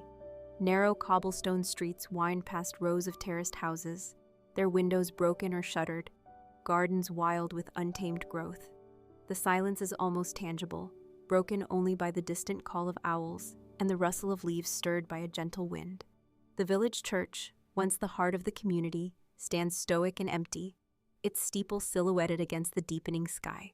Nearby, a forgotten schoolhouse bears faint chalk marks on its walls, echoes of laughter and learning now long silenced. Beneath the earth, the labyrinth of tunnels stretches into darkness. Once alive with the clatter of pickaxes and the shuffle of heavy boots, the mines now lie silent, save for the occasional drip of water echoing through hollow shafts. The wooden supports, weakened by time and moisture, sag precariously, while rusted rails and abandoned carts tell stories of urgent toil and daily danger. The air, though stale, holds the memory of generations of miners whose hands shaped these subterranean veins, their lives spent in the constant shadow of risk and resilience. The miners' lives were marked by hardship and community. Despite the dangers, cave-ins, gas explosions, and lung diseases, a powerful camaraderie existed among those who toiled together. Songs and stories were shared to lift spirits, rituals performed to honor those lost in the depths. Families depended on the meager wages earned below, and the entire community's survival was intertwined with the success of the mines. The struggle for better conditions and rights, born from these hardships, sowed the seeds of labor reform and social change that echoed far beyond the valleys. Nature's reclamation is evident everywhere. Ivy climbs abandoned walls, wildflowers bloom amid heaps of discarded tools, and bats find sanctuary in the cold, dark tunnels. The contrast between decay and renewal speaks to the passage of time and the enduring cycle of life. These mines, though silent, remain vibrant in their testimony to human courage and the cost of progress. As night deepens and stars emerge overhead, the abandoned mines invite reflection.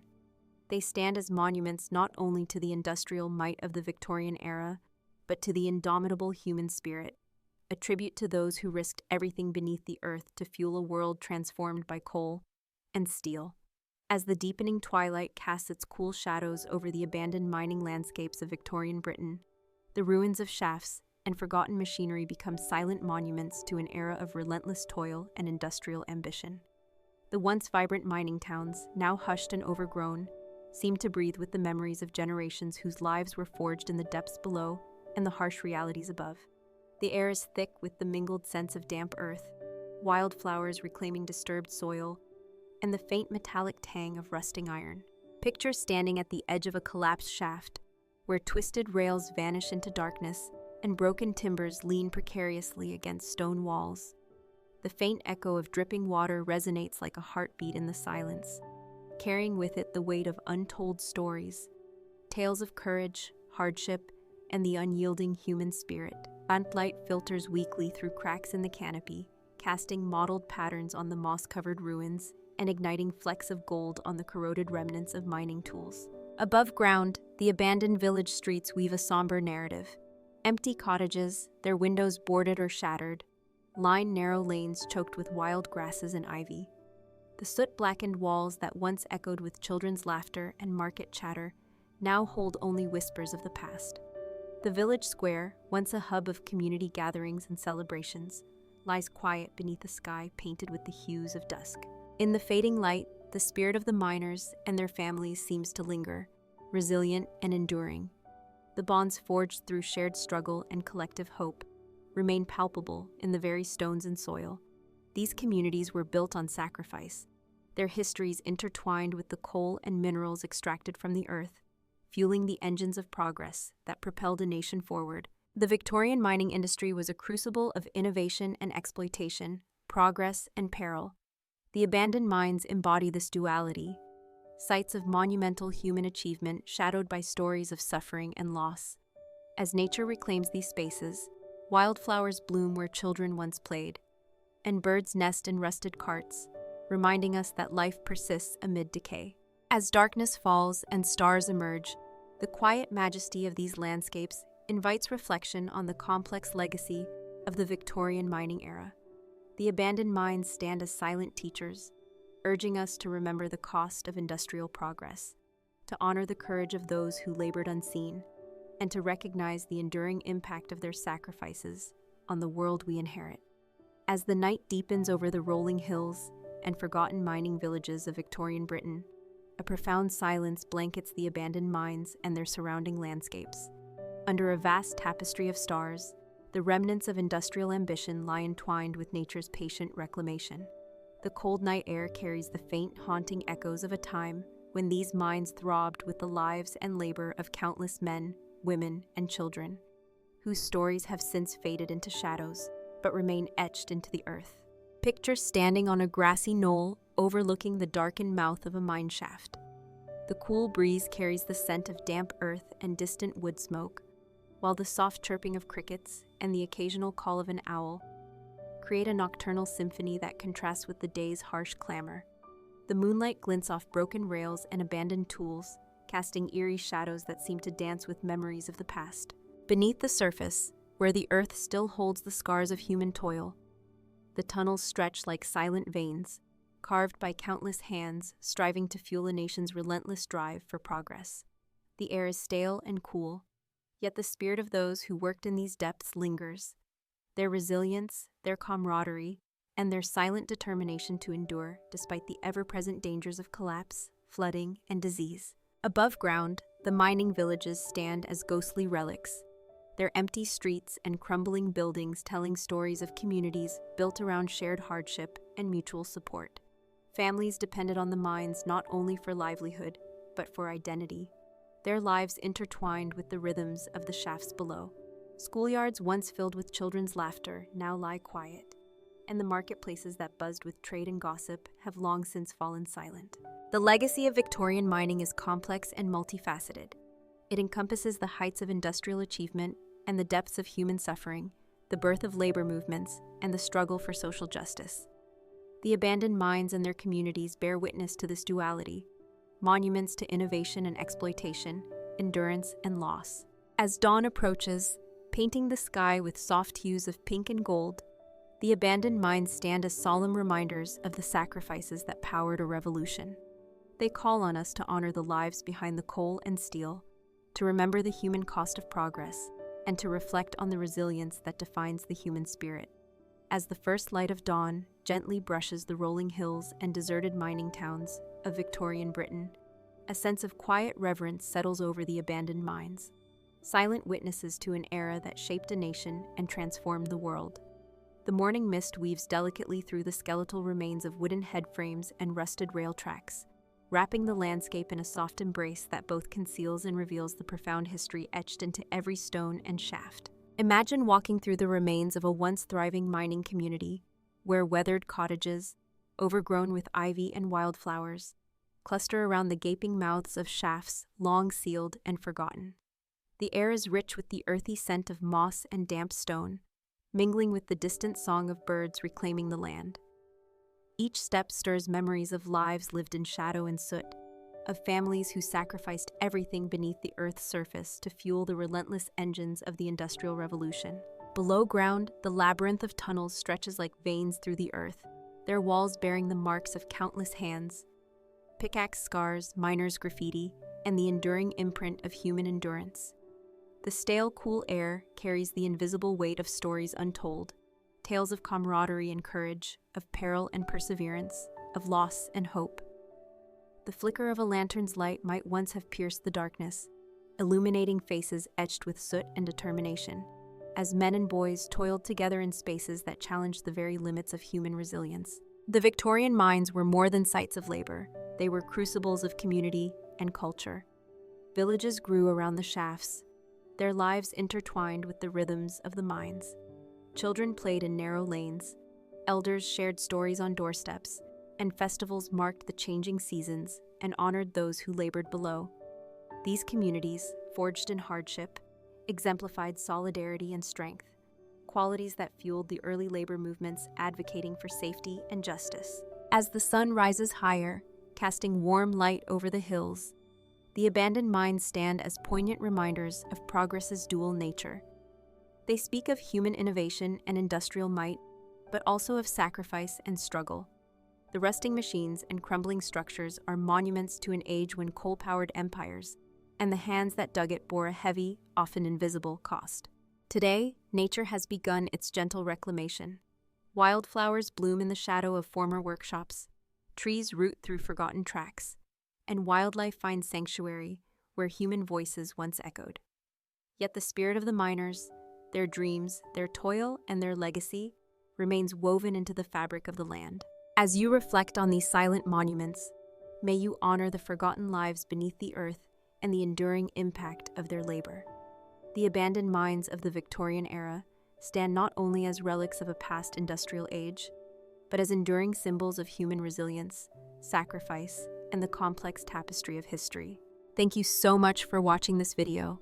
I wish you a restful sleep and hope you wake up to a new day filled with success, abundant energy, and happiness.